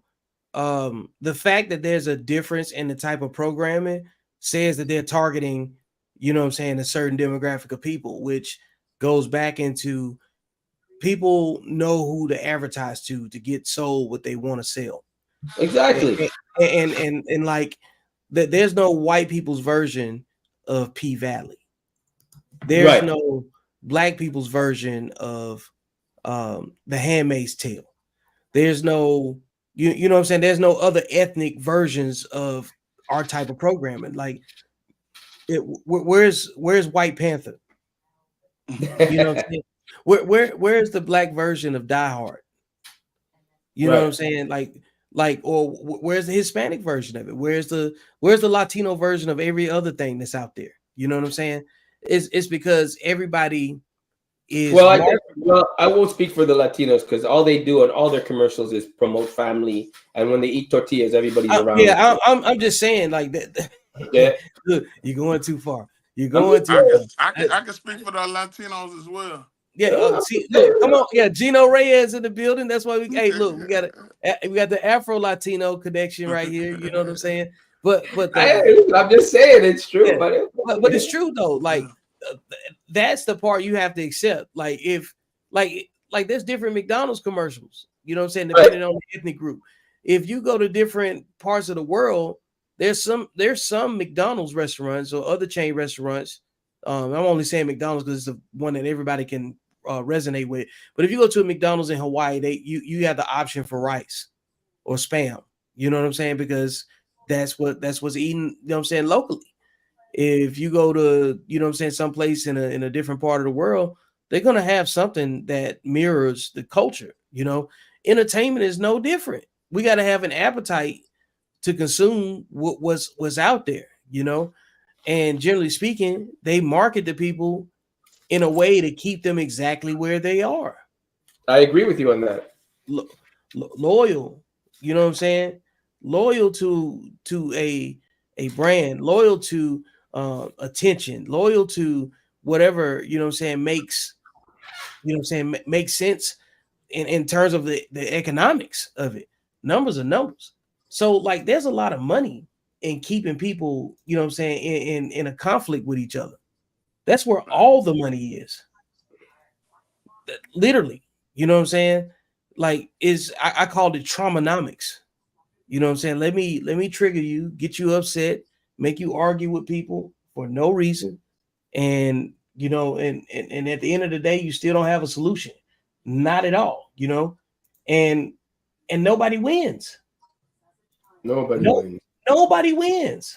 Like there's literally nothing that we can benefit from and in terms of, you know, like just being in constant conflict with people.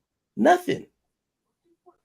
I And agree with you, but I agree with you, but I feel like a hypocrite because of the way I've carried on since the beginning of the week with one of my favorite rappers choosing not to be in.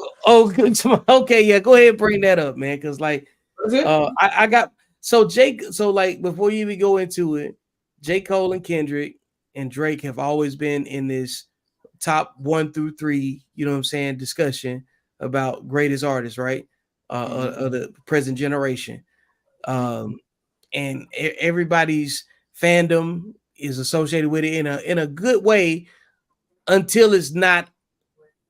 Until it's not. You know, until it just doesn't make sense anymore, because we've had so many things that we used to think was cool to be a part of or participate in some kind of way that just Right. not cool anymore. You know what I'm saying? And I feel like it's been on the decline. It's been working its way to this point.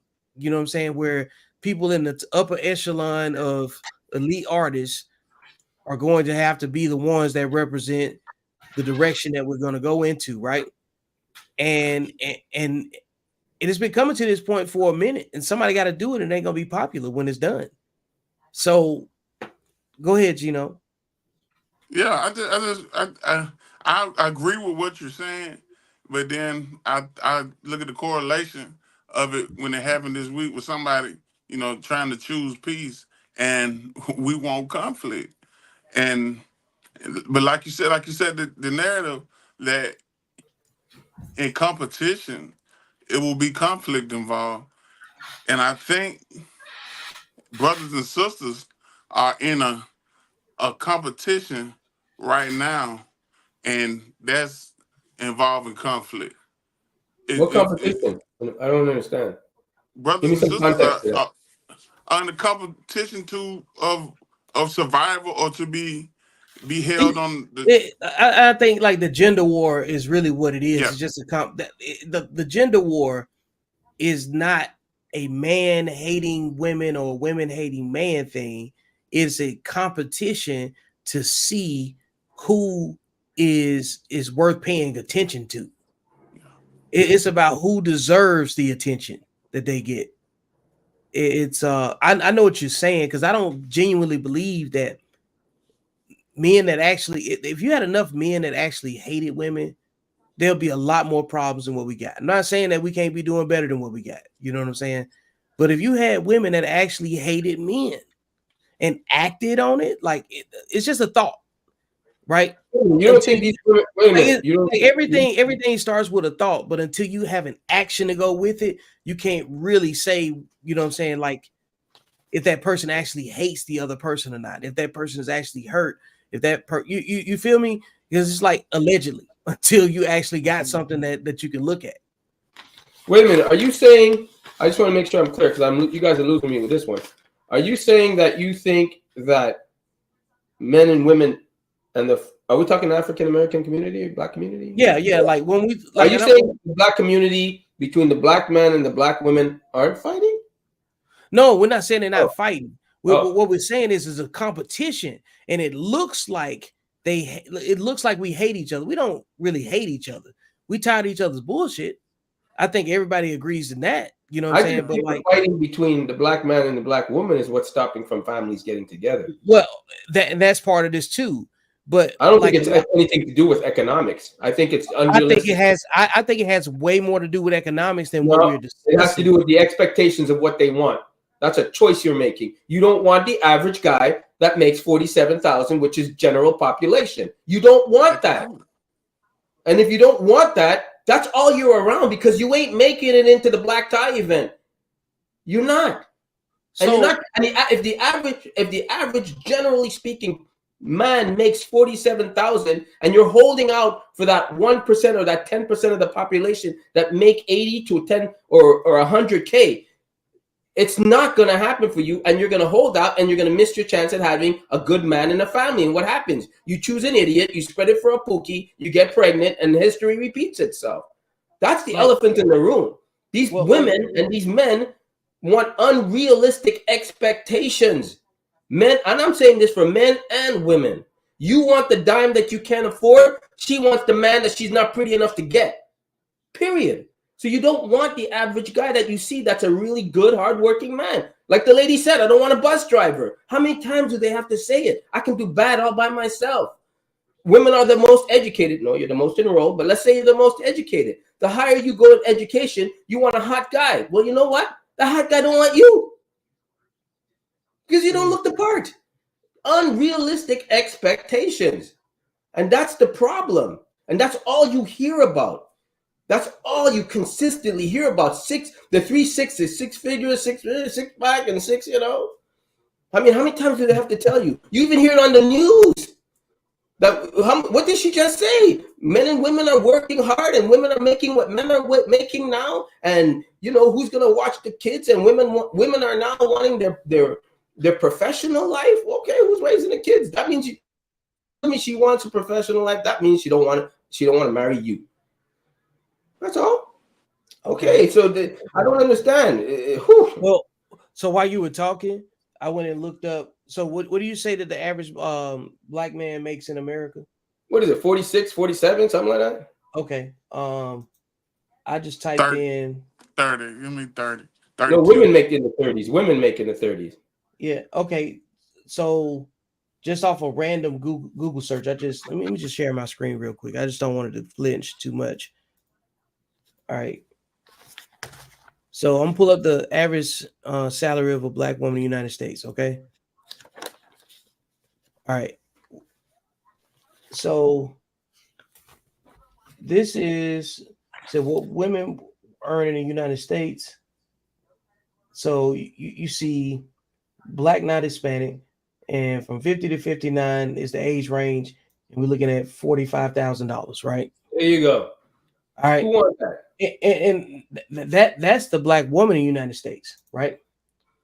And I just did the same search up here. You see average salary of a black man in the United States. And this is just where it came back to. So it says that the average black man is making $80,000 a year. I don't necessarily believe that. I don't believe that. Yeah. The average black man making 80,000? Where's he working? That's crazy, right? But do you see how what I'm saying is like I put all I did was take 2 letters out of it, and we got completely different data, because I know that if the black man makes 47 and the black woman makes 45, it's not about economics, because you're talking about a gender war fueled off of what, a difference of $2,000. They don't make that much more money. If that's the case, it's not enough presumably to be in the type of conflict that we have been in. Right. It's like $2,000 don't make that big of a difference, man. You know what I'm saying? Like it would be different if they made double. Right. That'll be way different than, you know what I'm saying? Then we'd have a different discussion. But $2,000 difference should not separate, you know what I'm saying, the family. It shouldn't separate communities. Right. So what information are people consuming? What are they being influenced by? Because you know what they're being influenced by. Yeah, we all know it's being influenced in some kind of way, and we know it's feminism, we know it's all those other things. But what I'm saying is that if we don't have a conversation where somebody's asking that type of question and putting it you know what I'm saying, in front of a bunch of different people that know more information than we do, then we don't get anything different. Right. Because it ain't about the money. That's what I just showed. You know what I'm saying? As far as that's concerned. So like Antoine says, it's about, you know what I'm saying, like being seen as valuable. It's about the presentation of who you are, I guess, to some degree. And then I think it's about the language that people communicate with. Because like all of us got different experiences, you know. You and I, all three of us can see the same thing and have a completely different, you know what I'm saying, like take on what the issue might be because of our own personal situation. You know what you won't accept, and you know what other people expect from you based on what you do, you know. Right. And so when you start thinking about it, it's like it really ain't about the money, man.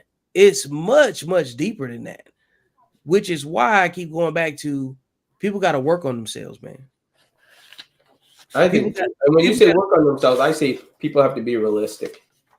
that's part of it. But Yeah, see, part you of gotta be- working on yourself is going to make you more realistic because you got to be honest about what you feel, what you want, and what you can actually go do. And what you can actually get. Yeah, what you can actually get, like all of those different things that you said is going to Come determine. on, man. You can only have what you can afford, Man. and It's so it true. don't it's have not anything to do with economic. money. And it ain't about the money. I'm telling you, man. Like I had to downsize in my thinking. And I'm realistic. He said, even I. I did. Hey, I and if you, wasn't hey, talking Gino, 3 years ago. I wasn't talking like this. hey, I he had to knows. downsize. Hey, Antoine, he knows. Like Gino watches, you know what I'm saying, Code Talk. Like I've talked to him, so he's very familiar. Everybody that watches this channel and this podcast is very familiar with Antoine. Oh shit, that's not good. Like, yeah. Oh great, that makes Yeah. me feel so much better. Hey, like they know you, man. Like they know Yeah, what they but expect. people just aren't realistic, man. I mean, some of the shit that you hear on the other podcasts, like I listen to it while I create, right? And I'll be listening. I have to turn my head and go, did he really just say that? Like, did he really just say that she's not pretty? And I'm looking at her going like, motherfucker, did you look in the mirror? Like, did you look? I'm going to tell you one. I have to say this because Anton Daniels thinks he's some hot shit, like he's some Adonis. And I look at that nigga and I go, brother, if you did not have that money, you married your wife at the best time you can get her. That's the best you can do at the time you did it. And it's okay, right? But don't talk because you have money now like you can attract the woman you could have attracted back then. No,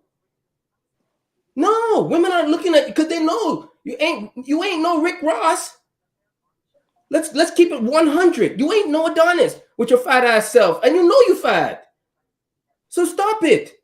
But he talks like he dated in his 30s, dated in his 40s when he was married at 22. So you're getting information from hearsay, from what you see. But don't talk like you've lived it. That's like a man saying I fly DCS flight simulators and I can get into a plane and fly it. No, two different things.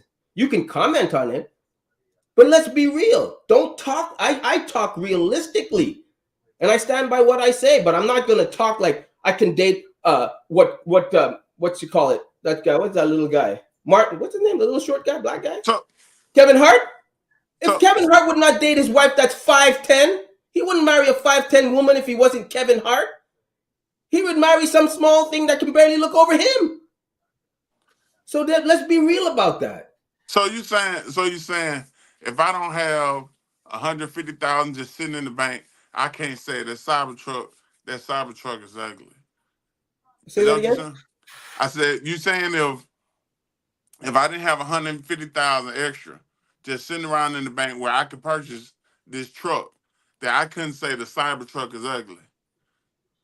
Yeah. It's like, shut the hell up. What are you talking about? So how is that, Matt? So don't say something's ugly if you can't even sit in it. But how is that, man? I mean, you can give your opinion that it's not attractive, but don't stand amongst men that know that truck inside and out and can tell you. You ain't buying. Everybody knows you're not buying the trucks for the look. You're buying it for the technology. So being That's an artist, Tesla is built very shitty. Everybody knows that, but the technology is on another level. The parts don't come together evenly. You'll hear a lot of rattling. A lot of people will tell you this about Tesla. They're not put together like a Mercedes, but the technology is like no other. You think that a Tesla is a good-looking car? Honestly, no, I'm saying the way you were saying is that a man couldn't judge the looks on a woman unless he was certified GQ top of the line brother or whatever. No, I'm just saying he was nothing great to look at either. So why would you call her? But he had opinion. But no. He talked like that because he had money. If he was an average guy, he wouldn't look next to her and go, he wouldn't say that. He's an average guy. She can look over at him and say, "What do you got, Mr. 47,000? You ain't nothing. You're lucky if I give you attention, because everybody knows men don't get laid like that. The average man doesn't get laid like that."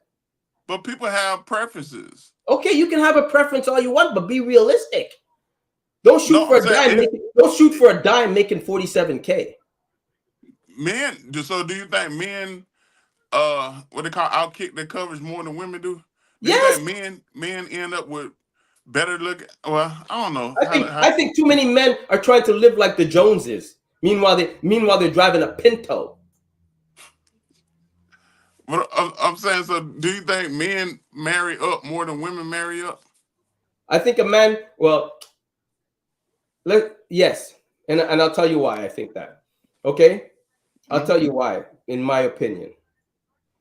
I think men, right, if they put themselves together, make a good living, good provider, can do well, got the looks behind him, yes, he can date a fine-ass woman. Now, do I think a woman that puts herself together, not really that hot looking, because that's what their sexual marketplace value is based on.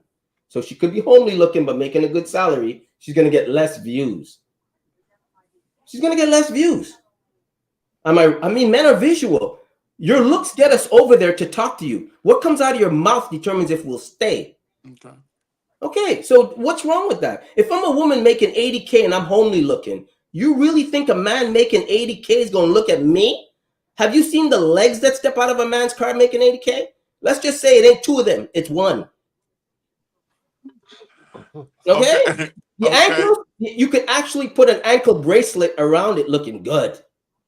Let's just be realistic to that. I'm saying that. Okay, well, what about the numbers? What do you, I know you're an artist, but what do you bring in the numbers of the ratio of men to women that bring in that's what I think the fact is, how men can marry up, because there's more women than men. Exactly. So we have more options. That's why. Define marrying up. Define marrying up is for a man. Listen, looks and height goes out the window when you're standing on your wallet if you're doing well. So let's get that out of the way right there. So that's the same theory that you got for Kevin Hart. Then. Right. He would not be with a 5'10" woman, almost 6 foot, if he wasn't Kevin Hart. Dude, he doesn't have it like that in the looks. Are you serious right now? You think he's some Adonis? No, I don't have a. I don't really judge. Okay, you don't really judge, but I'm talking generally speaking. Yeah, like if you talking, if you think he's a rock or something? No, I agree with you. The room, people go like this. No, like I agree with you. It's just like I had to visualize it. Like because if he was working at a grocery store, bagging groceries and pushing, shopping carts and everything, he was still the same funny. Well, what's his success rate with the same type of woman? I believe it's up there. I believe it's up there. I believe you think the guy? You think if Kevin Hart was pushing shopping carts in a Walmart parking lot, let's put this he scenario. Would still have a chance with his now current wife? Like, are you serious right now? Like, are you? All right, personality wise, what do women usually say they look for in a man? Always coming out of their mouth is 6 feet. And what average man is 6 foot? Personality wise. Personality. Let me tell you the cliche stuff. I love when he makes me laugh. He's got to make me laugh. He's got to open the door. I love that. He's a provider. He's able to put me in my feminine mode. All that shit. And I'm looking at you The going first like, one you said is humor, and I think humor. I still Wait a minute. believe in Wait, whoa, game. whoa. I still You believe think in you game. said? No. He talking about what you just said. He said the Oh. first thing you said was humor. Yeah. And I still believe in game. I still believe. I mean, it's some Hondas, it's some Benz is getting drove around right now. While she at work, and Buddy driving them. Buddy putting 100,000 miles, and he ain't got 100,000 a year. But are we generally speaking? Is that the norm? We know what that's exactly what I was about to say. Like, it happens. Entertainers and athletes are just examples, but they don't don't wanna use them. represent the majority. I don't want to use them. I can't use them. They don't represent the majority. You know what I'm Okay, saying? let's basic up. You said Kevin Hart in the grocery store packing bags or behind the cash register. You put him or The Rock. Who do you think the women gonna look at? Both doing the same job. You're laughing because let's go answer it. That's a question. That's a great situation. Let's put that as a question. It's a lot of women. It's a lot of women. Wait, answer the question. Yeah, you got to answer the question first. Don't do that woman thing. Yeah, we don't do that. We don't do that. Answer the question first. You can do it. You can do the context later. Yeah. Dark skinned brothers in style. So I'll say Kevin Hart. You gonna say you're gonna look at Kevin Hart? And everybody knows you're lying. Everybody knows you're lying. How am I lying? Because you know that's not true. You know that. No, let him run with it. No, let him have it. But he lying. How am I lying? Because you know that's not true. I know. Are the dark skinned brothers not in style? Dude, what woman says they love that light skinned brother all the? Are you serious right now? Like you don't listen? That's crazy. Look. Like let's just go with it. Let's just go with it. Okay. Let's go with it. Okay. Let's have this fun. Hey, take us down the road, Gino. You know what I'm saying? You say front the car. A lot of women say they like dark skinned dudes. They don't like pretty boys because they be in the mirror more than they do. I believe Kevin Hart got a chance. Just our personality alone. But you have to get over there first. They have to attract them first. And you're talking. That's what he's saying. Like they're doing the same job. You're standing next to The Rock. Who do you think they're gonna look at and want to hear a conversation come out their mouth? Be real. I believe in game, man. I believe. Listen. We're not talking. First, you have to get them to look at you. Who are they looking at? You have to get them to look at you. You're walking in. You're doing the same job. You didn't even open your mouth yet. You can't spew game because she didn't talk to you yet. Okay. Who is that woman going to? Okay, I agree with physique, I guess. You see, you can't even say. You can't even. Because Gino, you're stumbling to get the words out. I agree with The Rock. I mean, I'm having a hard time just judging men on their appearance. That's funny as hell. I had no. Hey, look, folks. I had no idea. You guys just be realistic. You have to. In order to run game, you have to get them. In order to get them, they have to physically see something, or else you won't even have a chance to open your mouth. What are you talking about? Usually, when you're short and you pull up in a Mercedes, or you're short and you pull up in a Honda, which one you think they're gonna look at? I mean, you didn't run game yet. You didn't run no game yet. You just gave your keys to the valet guy. Yeah, but you said they was on the same one on one register and one on the next. You know, I guess with physique, I guess women would go in the Rock lane. I guess. Thank you. Okay, now we can start the conversation from there. But there's plenty of ways to start a conversation. You could tell a dime, hey baby, you gotta you could roll up on her. Hey baby, you got a booger. You know, hey, listen. Tell me you're married. Please tell me you're married. Think about her elevated mode and how it calms down a little bit. And you do know that the hottest women are the most insecure, right? Right. And then imagine you tell her she got a Boulder, Colorado up there. That'll bring her down a little bit, then you shoot your shot. You know, I'm trying. Hey, I'm glad that like my fellow Alabama fan brethren, you know what I'm saying, is up here, he gonna run the whole, you know what I'm saying, like scenario, because at some point he gonna come out victorious in this dilemma that he done created. Because I can't help you on that one. Because I gotta agree with Antoine. Like you gotta have something to present. You know, like game is when you got them in, got them in your space. And if you can't get them to come into your space, then how you gonna run game? And statistically, women love to see a man with a wedding ring. They love that shit. They hit on them even more when you're single. And some men wear a ring just to attract them. You know, like some women love that bad boy shit. So you treat them like shit, so they come back to you like more. They're like puppies. You treat them like shit, and they just love that. They eat up that bad boy shit. So you got to treat them like shit, smack them in the ass a bit, tell them what they want to hear. At the same time, take the fork out of their mouth. Do all that shit, right? Because sometimes you just want to get laid. So you want to treat them like shit so they come to you. You know what I mean? They didn't see you get out of your car. They didn't see you get out of the car. So you got to play the bad boy image, right? You got to play the bad boy image. And you're taking an Uber home. Why? Because your Mercedes is in the shop. That's game. That's game. Just like I said, it's game. Okay. Yeah. I'm just saying. You run a bad boy game. You run a game.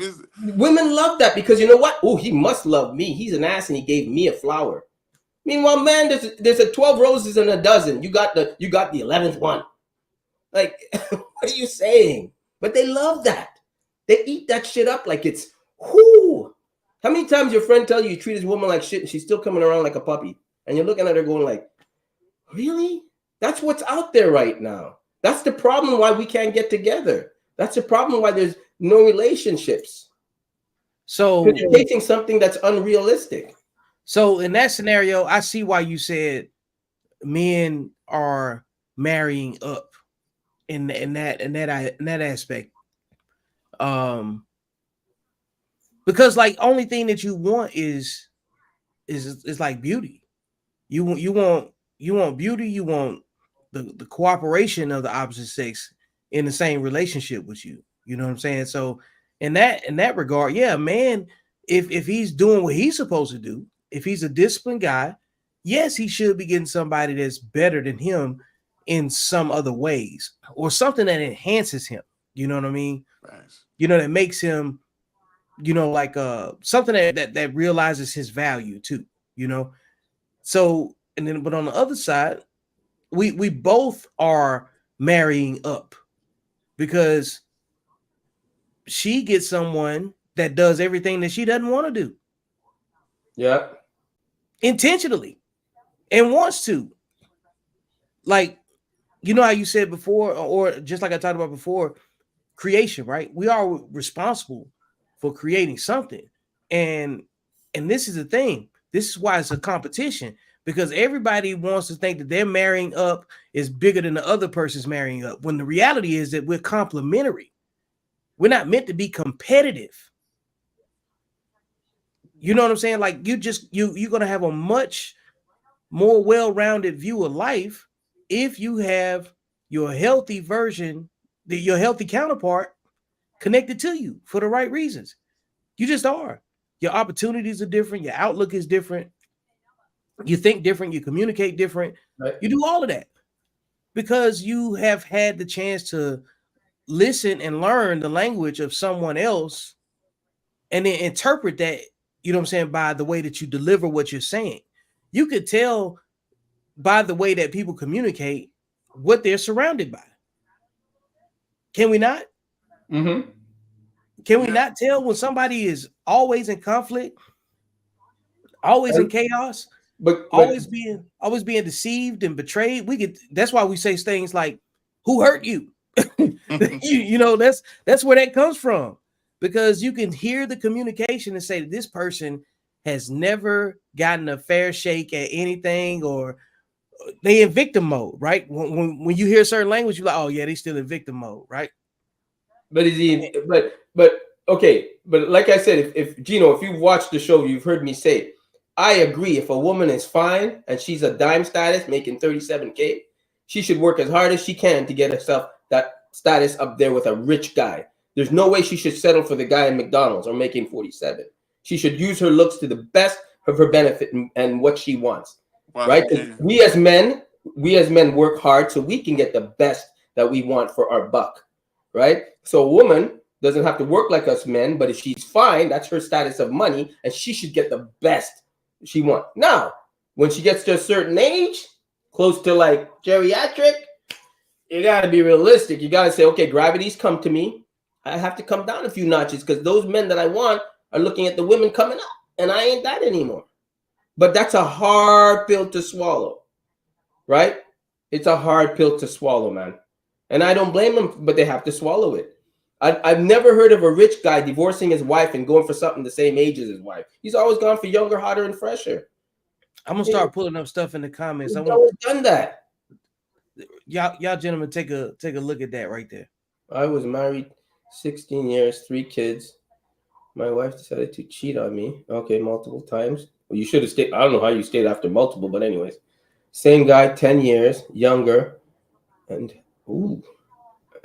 See? Bad boy. Hard to resist that shit. Bad boy dick is a hard one, boy. Hey, yo. Bad boy dick is a hard boy. When you compete with bad boy dick, good luck, man. Hey, you know what? You were placing her on the bed, and he was throwing her on the bed. Damn, man.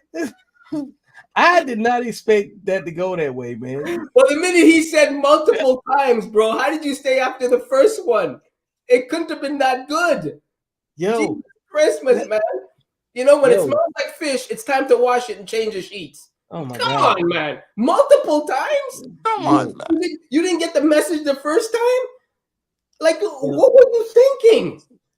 Listen to what he said. My wife decided to cheat on me multiple times. Brother, you should have packed your balls up. You know what you should have done for Christmas?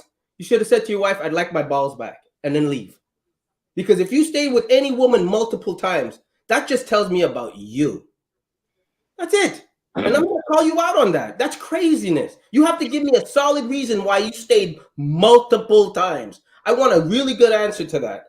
And you better be in the army away for 2 years. Okay, I'm cool with that because you didn't know. Other than that, and you're home, boy. And don't tell me you stayed together for the kids because when the divorce comes, she's getting them anyways. So you got to explain that one. I need context to that shit. No, I need context to that shit. Man, look. You better give me. I need context to that shit because I don't believe he stayed multiple times knowing. Not knowing. I believe he was in the army. She did it. He found out about the multiple men when he came back. That's cool. I'm good with that. See, my middle name is Antoine. I got a ponytail too, but I'm from my father's from the Caribbean. My father's from the Caribbean islands as well. But I'm hurt right now. I can't even because I don't want to say empathic because I couldn't imagine her. But I'm sympathizing for this comment, and I wouldn't. I ain't sympathizing shit. You should have been a man, grab your balls, and go, "What's the deal?" That is ridiculous to me. Let's hear. I say a lot of shit. I say a lot of shit on the women. I say a lot of shit on the women. I say a lot of shit on the women. But I'm gonna call an idiot out when I see him as a man. That's stupidness. You deserve what you get. You deserve the fish because you definitely don't deserve the roses. Are you kidding me right now? You said multiple times. You need to tell me why you stayed after the first time. Did he say anything in the comments why he stayed after the first time, Vic? Because I don't have it open. I'll come back to it. I want to hear Gino speak though. Okay. I really don't have anything to say. I'm glad he decided to leave. Hey, look, and I need to interrupt. He said, "You're right. I should have." There you go. He knows I'm right. You know you're right. Yeah. And no disrespect to him, but he knows. Yeah, that's just keeping it 1,000. That shows me right there for him to say that he's not a simp. And I'm going to tell you why. Because he took accountability and realized that's not a simp. He admitted it. A simp would have defended that shit. That's true. Man, hey, you cooking right now. That shows me right there he's not a simp. That shows me right there. That was a real man. He fucked up. He acknowledged he fucked up. Now he's probably living his best life and he's got 3 blessings, his kids. Yeah. Now, if he's still in communication with them and she's 8 and they're all 18, brother, Now don't go back. I'm not even going to go there. I'm going to believe he's a good man. You know what? I take that back. I retract that. You can't I take retract it back. that, bro. I retract No. that if you're out there. I'm gonna play another video real quick, man. Like you cooking today, man. Let me play this. To these dudes that's in the damn prison system, okay? Jailbirds are up Y'all 1. dudes that's on the streets, y'all gotta step y'all game up. Y'all are losing to these dudes that's in the damn prison system, okay? I was on TikTok last night and I ran across a live. It was like 4 dudes that was in the feds. So I just tapped in to be nosy to see what they were talking about. Do y'all know it's like it was thousands of girls on there, like being so fucking thirsty, asking these locked up dudes, "Oh, what's your JPay? I want to see you some money. I want to come see you. I want to be your pen pal." Like, has the dating pool become that fucking bad that we gotta reach out to niggas that's locked up for love? And these niggas is winning. Like, they taking all the bitches, the bad ones too. Like, y'all dudes on the streets gotta step y'all game up. Y'all are losing to these dudes that's in the damn prison system, okay? Jailbirds. Wait a minute. Does she think that's a flex? That these women are is that a skit? Is that a skit? Does she really think? Because that just tells me about you. Wait a minute. Does she think well-to-do men are going to talk to women that are capable of talking to jailbaits? That just tells me about you. Because you know what? That's what you can attract because you can't get the good ones over here. You can't. But I hope she really didn't think that was a flex. No, she was saying what she And the saw. first thing she's got to do is lose some fucking weight. But I'm going to get there later. She was reporting what she saw. Come on, Gino. Yeah, let me. She was Gino, reporting what she saw. She's like, "Hey, you know, it's messed up out here. If this, you know, this what y'all leaning. If this what the females are leaning on." Well, don't blame me for what you can attract. If you can't attract the good things, don't blame me. You attracting garbage. It's not my fault. We're right here. You just refuse to see us because we bring you flowers. You want that little sly shit. I ain't doing that. So when I first saw this, right, I was like, I felt like the video was really just used as a shaming tactic. You know what I'm saying? Because the truth is, like what Antoine is saying, I don't even know where to go look for that type of attention. I wouldn't know. You understand what I'm saying? Like I don't have friends that say, "Hey man, you follow," you know what I'm saying, 3 dudes in the feds. You know what I'm saying? And you know, like, and they get all these different girls. That's the first I ever heard of anything like this. That to that greater detail was this right here. I don't have people close to me that relay this type of information. So to gauge, you know what I'm saying, like men and women and how they communicate with each other, and you know what I'm saying, the success rate of it based off what she saw on live is kind of like crazy.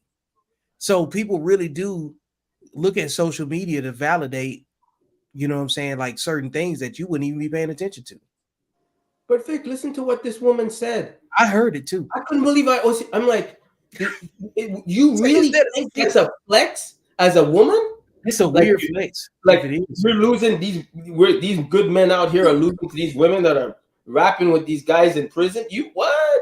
What makes you think we would want you if you're capable of doing that?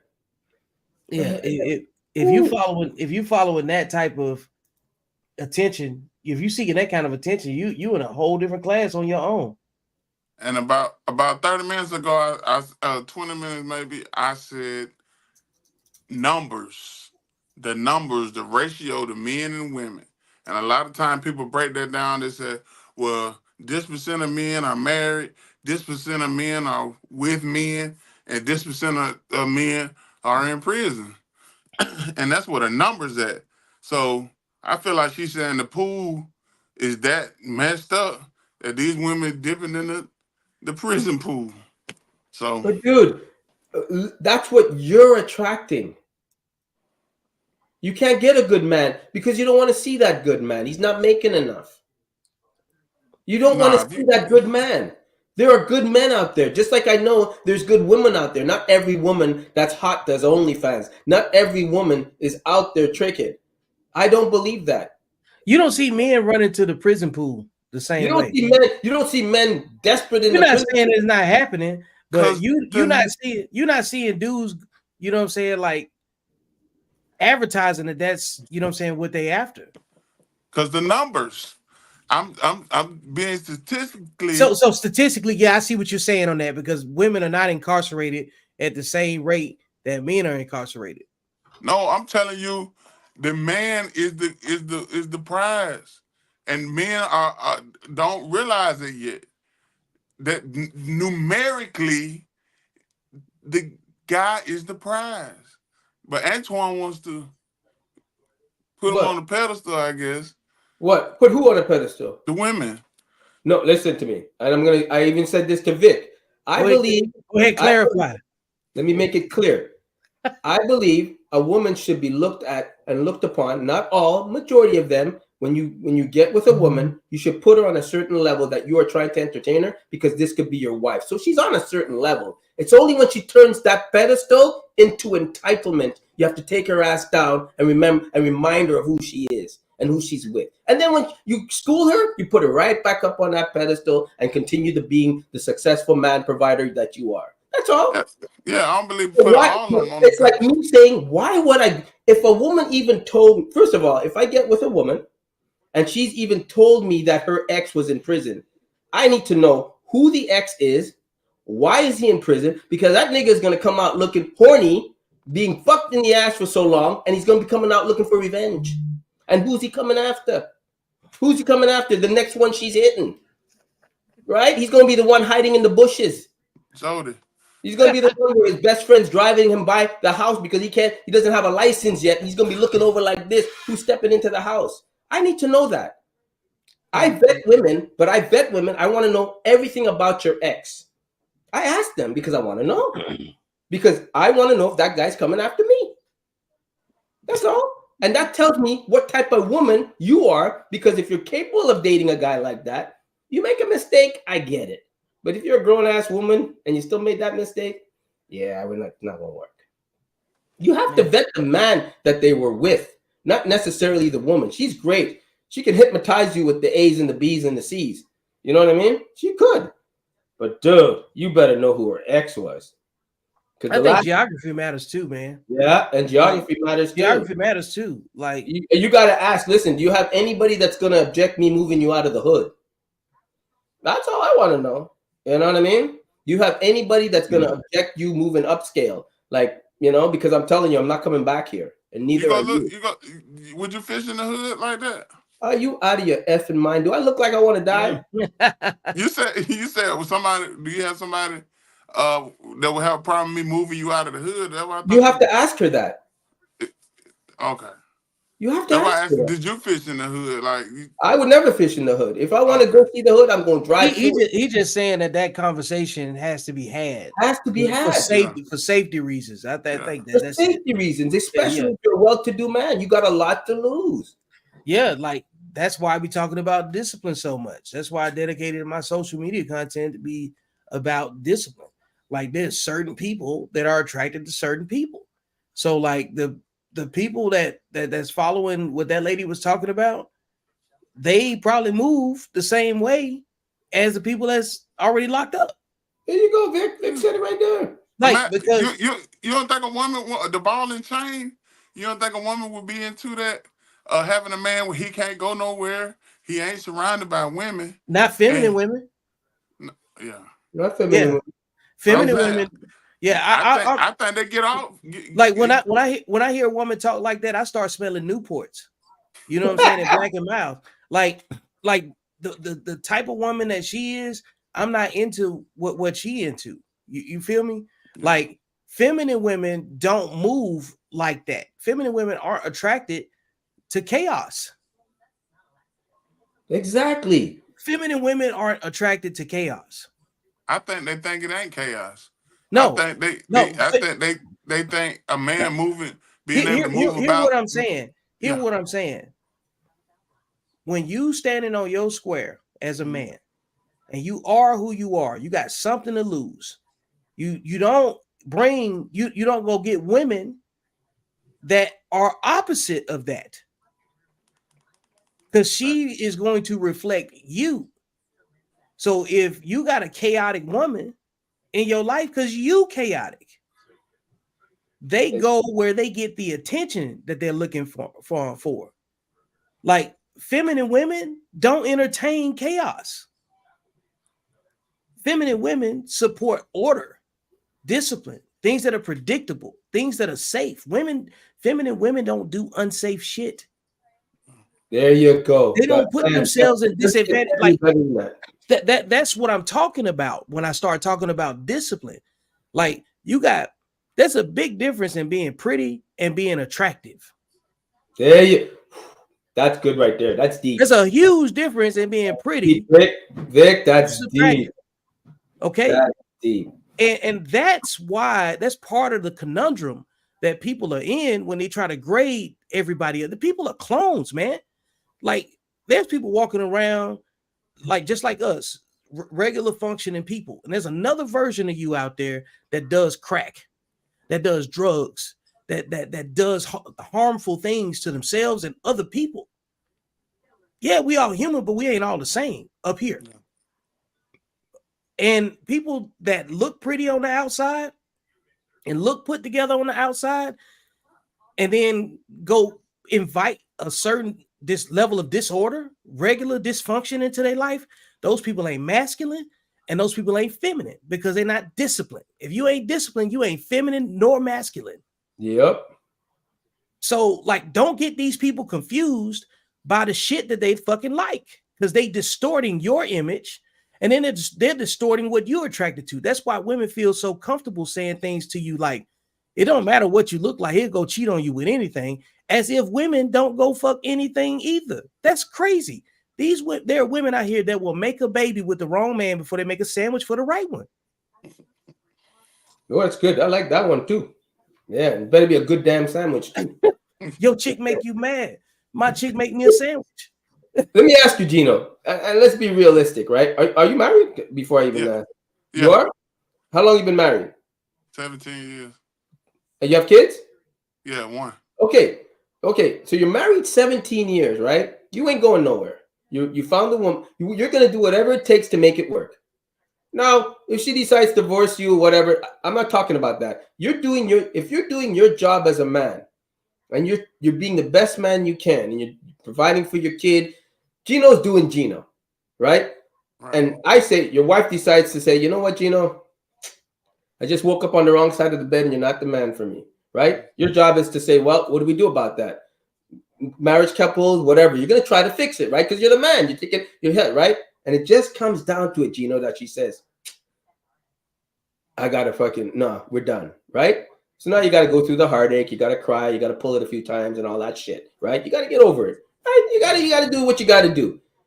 Your job as a man now is to do what you're doing now and then go out, become physically better, more handsome, better job, hustle, because you got to make yourself the better version of yourself that fell in love with her. You got to make yourself a better version of yourself, right? So as a man, we have to start the burden's on us to start all over again. All she has to do is spread her legs and men will come jumping, right? That's her. Women could do that. They have that power. We don't. So now Gino has to go, become the best, train, diet, become the best version of himself to start all over again from the beginning, right? And you got to make sure peace is still kept with her. Now, let me ask you this. If you're a man already in that position to do good, you can shape. My job is I have to hang on to this six-pack as long because I ain't getting any taller. I'm not. And I'm not getting any younger. So I have to be the best version of myself to attract what I am. My ego has to come down to date what I'm capable of dating. I even told Vic, now I'm even thinking of the thought of entertaining a woman with a kid if the man is dead, right? And not locked up, dead, D-E-A-D. Or he's crippled somewhere and he can't move. That's good. I'm good with that too. Because I could take his kid, he won't know shit. I'm good with that too. Now, do you think I'm wrong for thinking like that? I think you're off a little bit. Okay, where am I off? On the second half of you having to relax your standards, you have to relax your standards based on. So what makes you feel like you relax your standard to be with the woman that has a child? What situation led you to that? That what? Why would you relax your standard? Because Because I have to be realistic of my age and where I am in life. And the majority of women that I meet will either be divorced or had their kids already. So I have to be realistic to that. I can't date a 20-year-old or a 25-year-old, nor would I want to. There's nothing she can do intellectually to stimulate my brain. Nothing. Because she still wants to go out and she still wants to do her and she still wants to be pretty. And I still have to go out and do all that entertaining shit. She's not going to take up the hobbies that I formed of cooking and I like to go hiking. She's not going to have that stabilized mindset like I have. And she's not going to have that disciplined mindset that I have. She's younger, right? And I have to entertain the thought that I'm getting older and she's getting older, but she's still looking younger, hotter, and finer. And that guy will come along outside of me. Because there's always going to be one guy richer than me, right? So I'm realistic to that. But a woman that has done her job, that's her kid, she's been there, did that, done it. She's at a certain mindset. She's more of a certain mindset for me to want to entertain her. How old do her kids have to be? Like what's the? I don't care about that. I'm just saying, like let's say you meet her, she's 46, right? Right. And she got a 3-year-old and an 18-year-old. Even better if the 3-year-old, because then I can mold him to be me. So you with it all the way from the get-go. You going to daycare and everything. Yeah. And if the kid's 18, he's not living he's not living at home. I'll tell you that. Brother, you better be.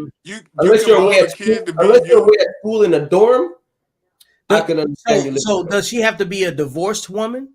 Or I don't want no baby mama. You don't want no baby mama. Unless the man is dead. Unless the man is dead. Unless he's been in a car accident and tied up in the hospital somewhere. I'm cool with that. You can go visit him once a month. You can even take your kid over there once a month. He doesn't need to know the kid's name has changed. I'm good with that.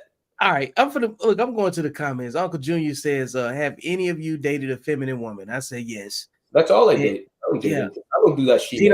Have you dated a feminine woman? Yeah, yes. Okay. All right. The next question he has after this is, if so, and not too personal, I would like to know some examples and or experiences. I'll go first as please I'm go already first. Talking. Yes. The examples are, I've had great communication with the woman that with the women that I've dated. You know what I'm saying? And it's always a healthy conversation, never combative. It's not competitive. It's at some point she sees things your way and she's able to come back. There's a level of accountability that comes with a feminine woman that doesn't exist in other types of women, where she shows you that, you know what, she trusts your leadership. She trusts you. You know, feminine women trust their men. They doubt what they see sometimes, and feminine women ask questions before they start doing crazy stuff, you know, based on their emotions. They're a little bit more regulated than, you know what I'm saying, maybe less feminine women. That's my experience. Go ahead, Antoine. Oh, shit. I did, man. You know what? Now I'm going to be a little personal in my life. I dated a feminine woman. Feminine women pay attention to the small things, man. Like, she used to come over, and then she used to, she used to bring me coffee because she says, I know your coffee. I know what time your coffee, you always run out of coffee around this time. And every time I come over, you're leaving to go make yourself coffee. So she brought one. She knew when to talk. She knew when a commercial was on TV when we were watching it, right? She knew when I get the munchies because she's listened to my stomach roar. Like, she knew things. Like, she knew how to stay out of my way. And she was so elegant when she met my friends. She kept the distance, but right behind me, but knew to say hi. Like, I didn't have to coach her. I didn't have to worry about her opening up her mouth and saying dumb shit, right? She knew my mortgage would come around. You know, and she said, I spent so much time here. I'm sure your water bill is higher than shit like that. Like, she paid attention. I was the ass. I didn't recognize goodness. I was the ass. And she had every right to move on from me because I didn't give her acknowledgement enough. Like I said, I would not recommend this for any man to do what I did. But she was so right for me, man. I just put my ego in front of she just did everything right. And when she argued, you wouldn't believe it. When she argued, she waited till I finished yelling to open her mouth. I could not believe that. She would not say a peep. She would just put her head down I'll never forget it, to the right. And she'd look down at the floor. She'd nod once in a while, and she would have said a thing. And then she'd just look up and say, well, that's how I feel. Woo! And I feel like a heel, like an idiot. Shit like that she would do. You know what I mean? And she would admit when she did something to my drawing, or she kicked it accidentally because I knew it wasn't there, or she moved it. And I knew when she went into the damn room and she cleaned up, and I hated when she did that. You know, and she scratched one of my pots on top of that too. Shit like that. Like she was just. And if you're out there, you did the right thing. She won. I don't miss your ass right now. I did before. Yeah. Yo. What about you, Gino? What you got? Mine's a little bit different. What I get from feminine women is they know how to be treated. They an allowance of how to be treated.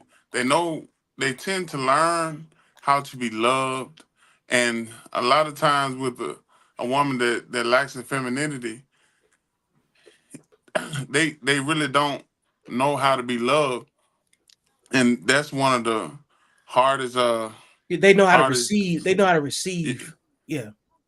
I understand what you're saying. Yeah. And just dealing with a feminine woman, they to me is more, the difference is more on them receiving you, or them how they allow you to pursue more than the things they do for you. I often say, like, when a when a when someone asks a woman why does she love this man, she says most of the things he does for her. He does this and he does that, and I think that's kind of what their love is based on.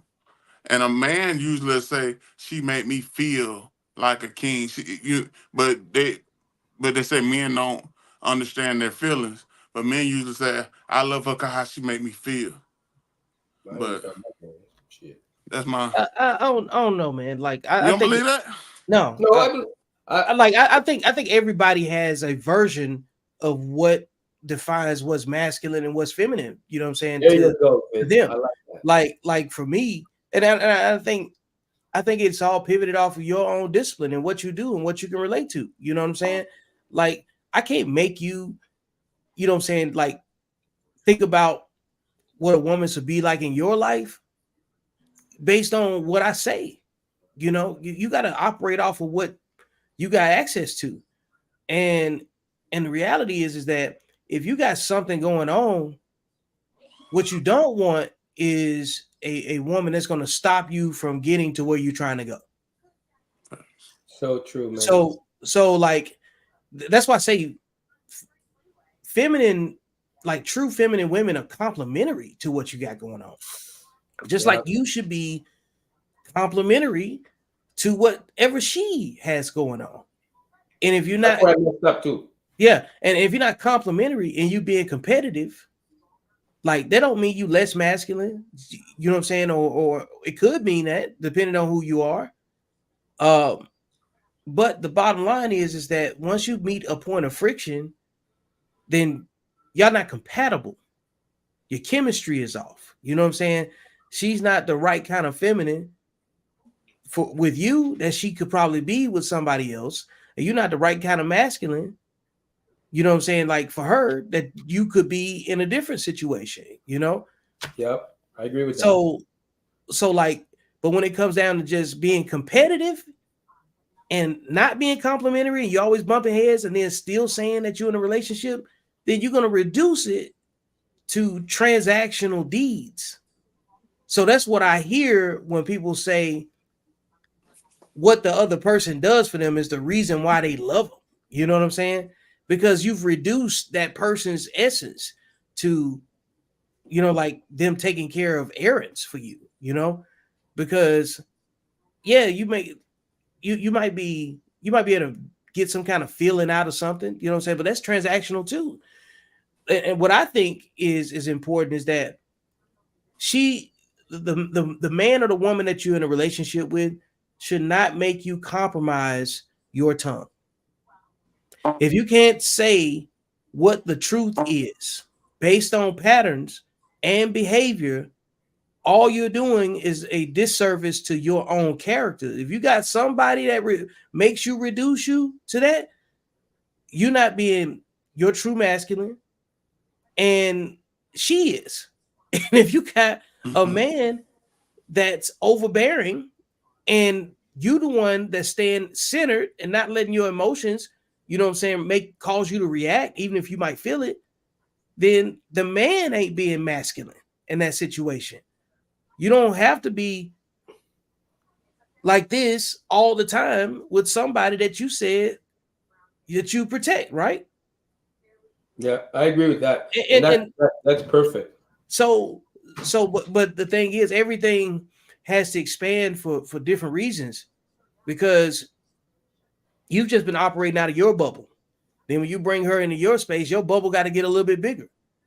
And so it takes longer for information to go from one side of the bubble to the other side and then come back in the center, right? So you have to learn her language so you can interpret, you know what I'm saying, whatever she's expressing, and capture that and account for it in the way that you communicate. That's why I don't believe everything. That's why. And before you say that, and this is why I tell women when they call for consults, I said, you got to look at men like a separate country, and you're a tourist with a visa. Yep. You can go in there and spend money in a Spanish store, right? And you know how to shop in a Spanish grocery store, even if you don't speak Spanish. But when you go to that same store and you speak Spanish, do you not have a very different experience?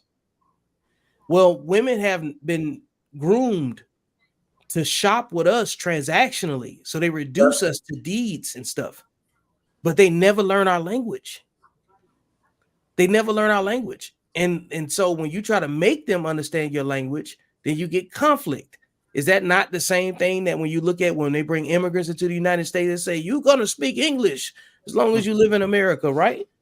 And they like, nah, bro, we're going to speak Spanish. Huh? Yeah, yeah. But the bottom line is that the Americans that have that same, you know what I'm saying, concept about people moving into the country and never speaking English, they want them to speak English so they can feel comfortable, right? And that there's some truth to that. It's the same thing, man. You know what I'm saying? Because the minute that she don't want to shop with you no more, she take a visa, and she on the next excursion. You know what I'm saying? With another guy that speak the same language, you know what I'm saying, and he got different laws of his land that he governs, and then until she don't like that either, and then eventually when you look at it, you got different stamps in your passport, and you still not getting what you want. Now you got a bunch of shot glasses and trinkets from all the places you've been to. Absolutely. And you never learned the language in none of the places that you went to. And it's always better learning another language anyway. Life is better when you learn another language. And that's what I was trying to say. That's why where Kevin Samuels and I disagree with each other. He didn't believe in love in a marriage, exercising your options, all that bullshit, men ego shit, right? No woman should stay with you if you cheat, or exercise your options in his thing. No woman should do that. That just tells me about you. I say it again. That just tells me about you. And the same thing for a man. He shouldn't stay if his woman does that, right? There should be love in the marriage. Your best friend should not know more than your wife. And I'm talking wife, not girlfriend, wife. He should not know what goes on between you and your wife, period. And he should not know more about things than your wife. Your wife should know everything. Your deepest thoughts, and your best friend shouldn't know that. Right? Period. Because your best friend's on a different level than her. I don't know about that one. Wait, and I'm gonna explain why, and I'm gonna break it down. Yeah. Like go ahead. Let me break it down how I see it. I have a best friend, right? My best friend knows me at a certain level, right? Because we came up together, we're friends. He knows me. He knows me well enough. Now, if I get married and I'm with this woman, he's not gonna know the intricacies of my marriage with her. He's not supposed to, because that's between her, me, and God.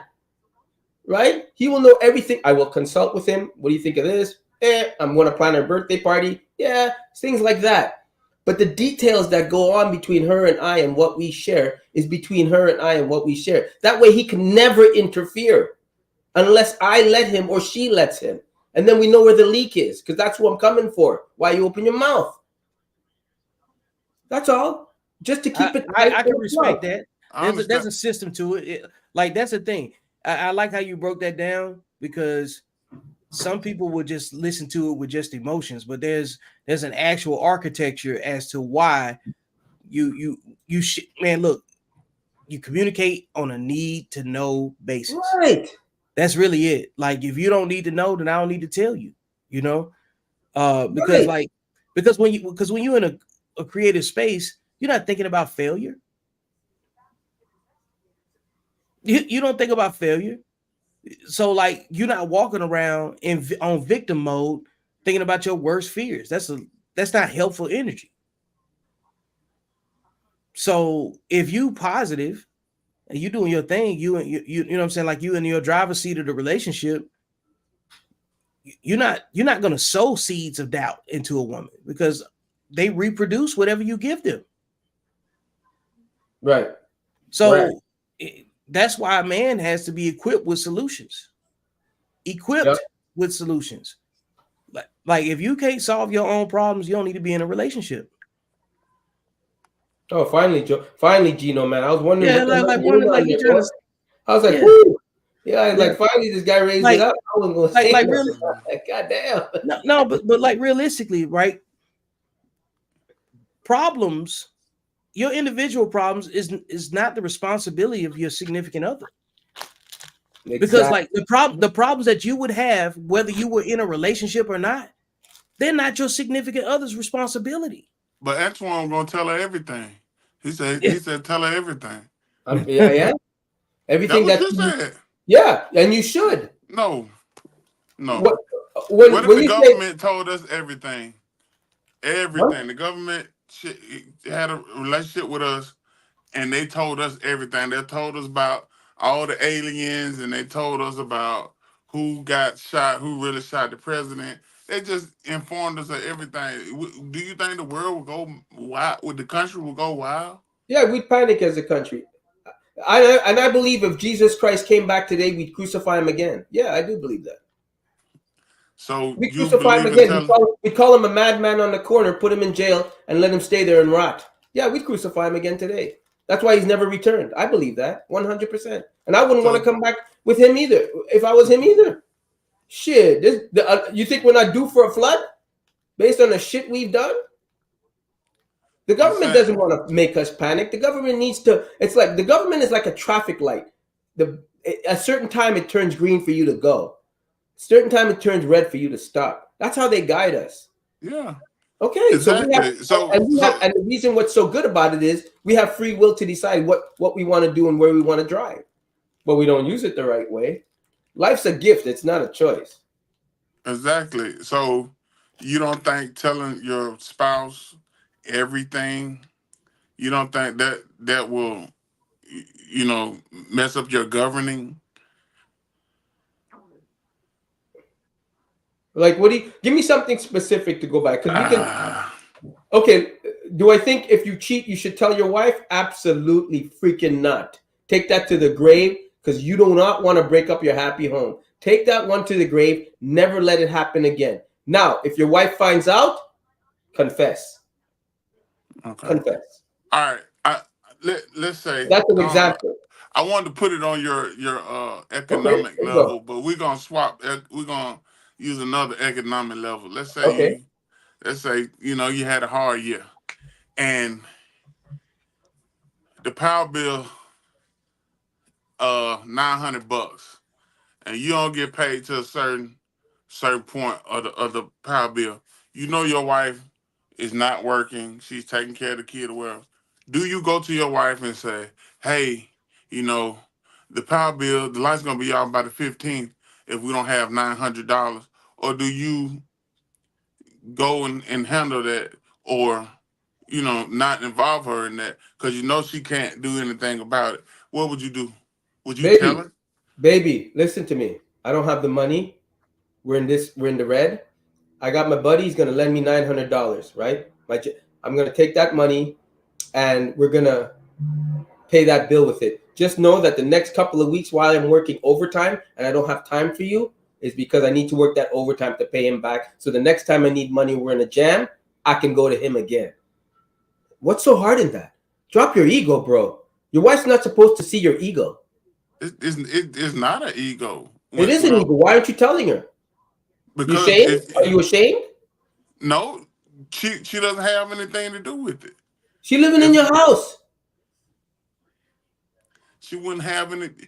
It would cause a woman to exert extra energy that will, because you don't know if your buddy got it, so you're really dealing with that.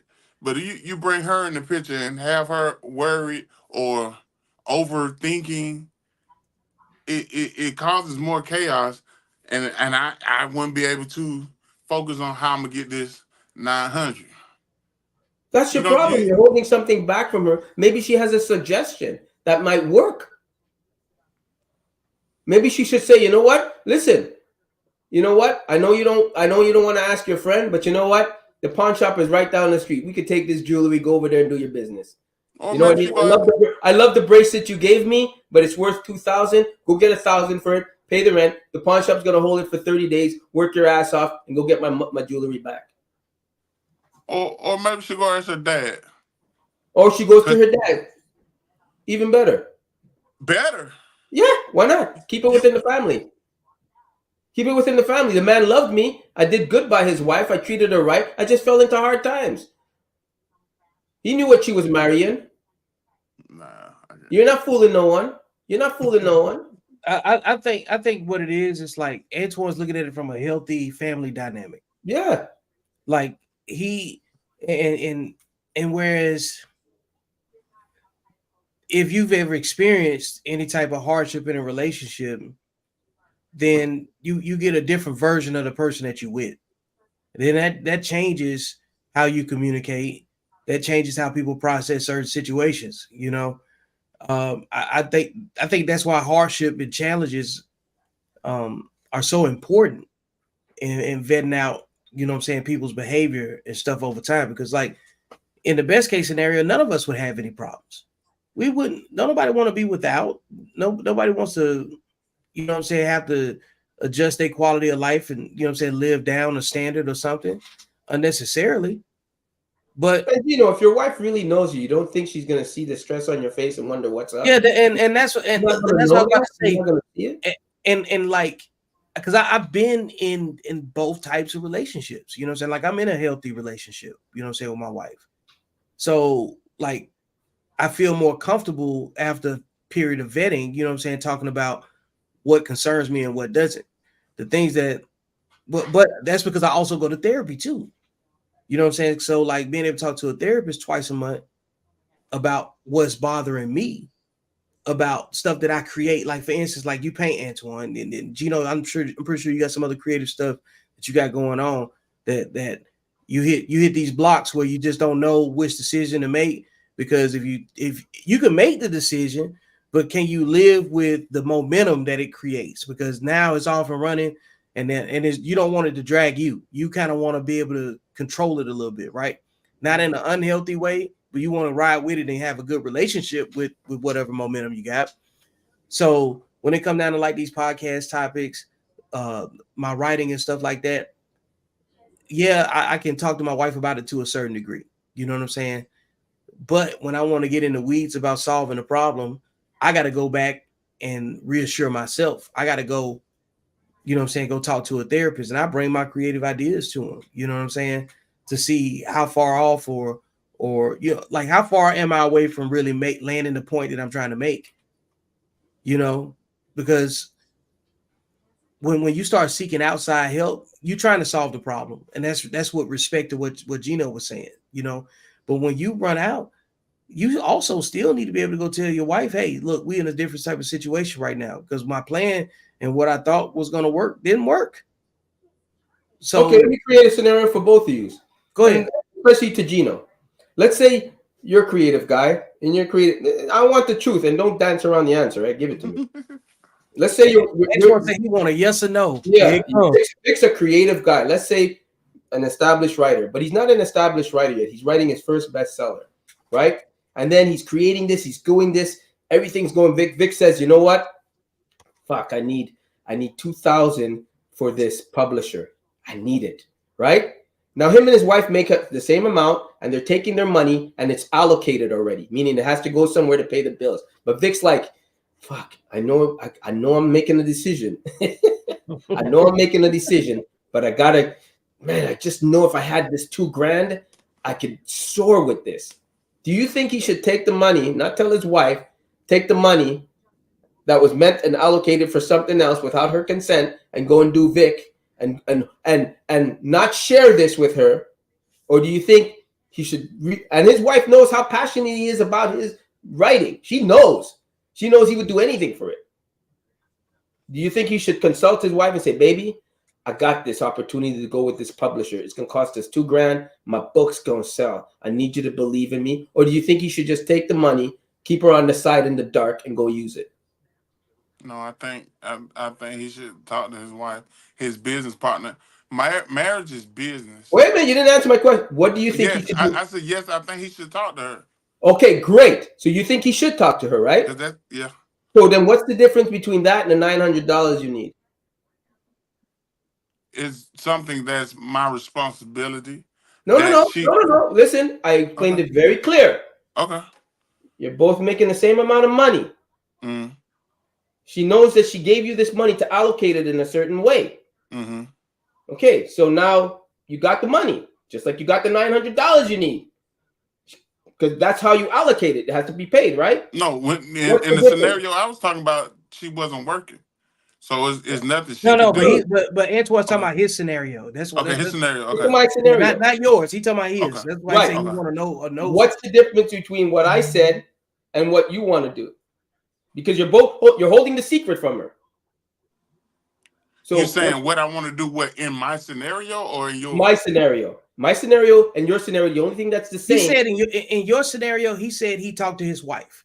In Gino's scenario, he's saying he wouldn't talk to his wife. Right. What's the difference?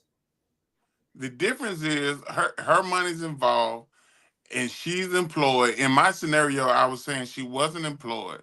And in my scenario, this was a thing that I was responsible for, just like in yours. But I wasn't using her allocations, her business. So her support is not the same. So her support in you is not the same, is what you're saying. No, it would be in your scenario. She would understand, right? Huh? The support part, she would understand. Yeah, like in Antoine's scenario, when you saying I think it's implied that you're getting the right support from your wife. I think in your scenario, Gino, where she's not working, you feel like you're taking on the burden and just trying to keep it off of her altogether, which is okay, but she's still gonna be affected and impacted by it, so she still needs to know. Yeah, at a certain point. But you can't. Do you wait till chaos, or do you keep her informed? Do you think informing? What's fair to the relationship? Yeah, I pod generally. Yeah, like I don't like to pod from a. So what's fair? What's fair to the relationship from the leader in the relationship? Because we're talking about you. Like, this ain't 50-50. Like the leadership, like 50-50 is really an economic conversation. Leadership is about decision making within the relationship. Mm-hmm. It's about the administrative call in a relationship. Right. You know what I'm saying? And because sometimes your wife gonna have to say, hey, stop. We can't do that. And you got to stop and listen to her, right? It's the same thing. You know what I'm saying? Because like she on the other foot. If you the one not working, when you want to know if y'all was spiraling into chaos. Facts, because I would want to try to do something. Make something, yeah. Make some kind of play. Yeah. Because it's not that you would be mad at her. You'd be mad at her if you didn't get informed, right? Yeah. It's not the It's the $900. same thing, man. It's the same thing. It's really the same thing. Because if I was her, I would say to you, I thought we were a team. I thought we were partners. I thought we share everything. How could you just suffer like that alone, knowing that I'm over here thinking you're okay? And then making everybody else feel bad because you. Now you're making it all. Now I feel bad that you didn't trust me enough to come to me to say, "Hey, how can we fix this?" When you always say we're a team. I look and I look. I still. I don't want to. Hold on. I don't want to get in the wrong boat on the first night. No, you ain't. No. But I do tend to think that the lovely ladies, the lovely gender of women, tend to overthink and kind of get more stirred up in a situation, especially if a woman is coming from ask my daddy, or I'll ask my daddy. Daddy did this, daddy did that, and isn't used to my stock, or some hit wrong, an investment I had hit wrong. So now we here, we got some bills due, and I don't think if they're not used to it, they can't handle it. And you know, been having that conversation with her. And so like which will, because you took me back somewhere in there, because like I think every man has been with or dated a woman that can get whatever they want from their parents, no matter what relationship they're in. And there's a different type of anxiety in that, but hindsight is 2020, which really means you should have never dated those women. You know what I'm saying? Because if she can't give you the range to solve the problem that you need, you probably don't have the right woman. There you go. Like because all of this stuff is like backtracking. You know what I'm saying? I'm sitting back just playing it back like we in our 40s, man. You know what I'm saying? Like the reason it sounds like this is because we had 40 years plus of experience in you know what I'm saying, to be able to look back and say, you know what, I could have handled that differently. I could have tweaked this, or could have tweaked that. I could have not gone to this place. You know what I'm saying? And then when you look back, you're like, damn, that person wasn't right for me. That person wasn't right for me. They were doing this, they were doing that. Just all other incompatible behaviors that go along with what we're talking about right now. It's not just one thing. You see, it's behavior that makes you comfortable with sharing something. This is why if you with a feminine woman, yep, you don't have any problems sharing what's going on. Nope. She's gonna totally understand. You got a competitive masculine woman, you're gonna be very reluctant about sharing information with her. And she won't be in a supportive role. Or if you got, or for the ladies, if you got a super timid man, he's not gonna share information with you at all. So one of y'all is lacking something, because if you ain't doing it out of deceit, and it's just coming from we talking about elements that we can't control. Yeah, and somebody got to make an adjustment. Like I said, with the government, if the government told us everything that was really going on, how would the country progress? Like it would be chaos tomorrow. We wouldn't have no milk. We wouldn't have no water. Huge on the shelf in the grocery store. Huge emotional response. And all those women that say they don't want a man, they're the first dying off. They're the first dying off. I'm guaranteeing it. They're the first. And you know, I'm gonna and another thing that listen, I already told Vic, and if you watch the show, you know I'm saying I'm taking my wife's check. She paying the bills here. Oh no, she's paying the bills here. There ain't no 70-30. No, she's paying. The only thing she's not gonna pay is the mortgage, because she ain't taking my house. She'll take my house when I'm dead. I'll will it to her. But she paying the bills over here. I ain't paying her cell phone bill. She paying that on her own. She was doing that before I came along. Now if she's short, needs help, no problem. Got a car payment, needs help, no problem. I'm there for that. I'm cool. But everything else, listen, I'm taking off half the burden of you. Half. I'm taking it. Well, you think if anything we're paying. I'm not asking you to pay the mortgage, but what if I'm buying? If you're buying groceries, and I say, baby, yeah, I don't eat as much as you, but you know what the hell? Go out and buy some chicken, do the thing that you need to do, right? Okay. What do you think? She's gonna work and what? Pocket her money or something? Like really? Like no. Now I had a debate with a friend on this because he said he thinks he believes in 50-50 and he thinks people should be together and he thinks your lifestyle would change. And I have a problem with 50-50. Because if you get used to accustomed to a certain lifestyle, and like you said, one day the woman said, "Hey, this just ain't it, right? This ain't it. What you do about it?" So I've become accustomed. In general, I've become accustomed to a certain lifestyle and having certain bills, and boom, that financial situation is gone. Now I'm struggling because I've allowed myself to become accustomed about cars and about different things because I was accustomed to her 50. Yeah, that's the way it's supposed to be though. No, that That's that right. You Yeah, don't move like you don't move into a woman's house. that Move right. into the house. And this is why and this is why we talking about discipline and men being sovereign, because like you got to be comfortable with who you are.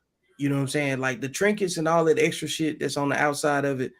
Like when it get down into a crunch time situation, you can't have all the trinkets and be messed up at the same time. You know what I'm saying? Like, because it's gonna show that you're not making the right decisions. That's what it comes back to. Because like number one, man gonna have to take ownership of situations that he ain't even responsible for creating. Yep. And that's just what it is. Because somebody's got to solve the problem, and you don't get in a relationship with a woman to ask her to solve the problems. Thanks. So Antoine, so that check, she go to work and the supervisor, the superior, is coming on to her and doing things of that nature, and it drives her to a mental place where she has to quit. Okay, quit. And okay, quit. That check you say she's gonna be contributing, it's not coming. Well, that 9 means months. then she should understand that vacation we're gonna go on ain't happening, right? Because I can go by myself. I can go by That's myself. what you was using the check for vacation. No, I'm just saying. I'm just saying she needs to understand that like her lifestyle just changed. So that vacation we were gonna go on together, I can do it by myself, but you were coming with me, and we needed your money to help out for that vacation, right? Because I don't want to go by myself. Now let's just say this. Let's just say this. Let's just say this. He's just saying that there's an offset, that there's a reduction in something. Offset on how we're going to be living. Let's just say my wife wants to buy a Mercedes, right? My job is to say she wants a Mercedes. Okay, baby, how much can you put down?